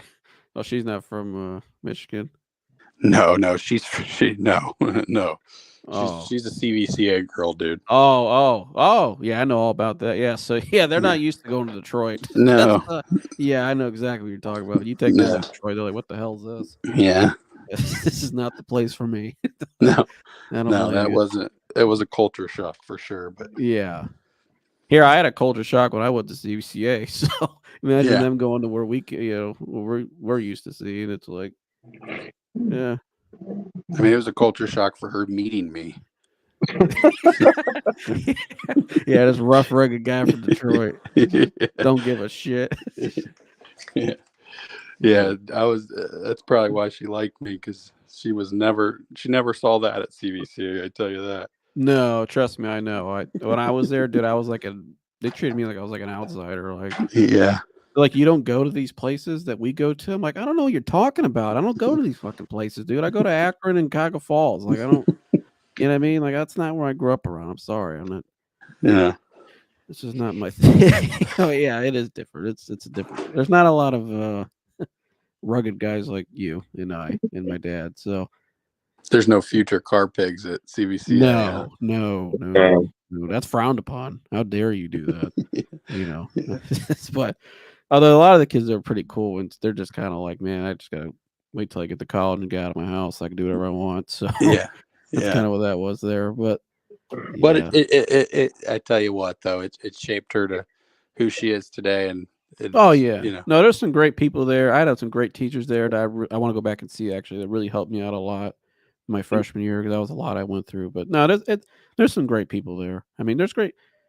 You're never gonna have a perfect fit anywhere. You know what I mean? There's always pros and cons anywhere you go. But there was some really good people there I liked, and I really always remember. You know, and a lot of people I still like some of my peers I reconnected with, and become good friends with them. Still, I got to know them better actually since I got out of there. So yeah. Well, sure. I think I am. We gotta get shut off this here. down. Yeah. Dan's gonna be wondering if I'm gonna be late tomorrow after this long. Yeah. But, all right. Well, thanks I for wasn't coming trying on. I wasn't trying to at all to offend Ashley, but I just know Dan and Ashley, and I just had to pull the disclaimer on Fearless, because Disclaimer. By the way, Isaiah Thomas was on Fearless before. Him and Jason. Oh are good yeah, friends. I watch it. I think Whitlock is. I think he's actually really good. I think I like a lot of what he says, but you know, he's taking a lot of heat right now too for the Dion stuff. But you know what though? Some of his opinions right though about it. I think he's onto something. I mean, people like to get caught up in what's hot, and not. How dare you criticize someone or something? But doesn't mean they're always right. I like a lot of what he says. A lot of what he says, I truly am. I agree with, but he has a lot of the same beliefs as you and I. Yeah. And he's not afraid to voice it either. No, he's not. So, but all right. Again, I will. Thanks for coming on. I really appreciate it. Appreciate it, man. Anytime, man. Anytime. All right. Well, that's what we do in this basketball draft. Yeah, exactly. Yeah. All right. Cool. We'll see you. All right, later, dude. guys. Have a good week. All right. You too, man. All right.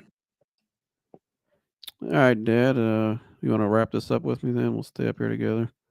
My buddy Scott Sanders. Great show. Appreciate you, Scott. Thanks for tuning in this long. We were expecting going this long tonight, but we just like to let it ramble like Joe Rogan style. So I appreciate you, buddy. Thanks for Appreciate sending it, Scott. Should have came on, dude. Come on next time.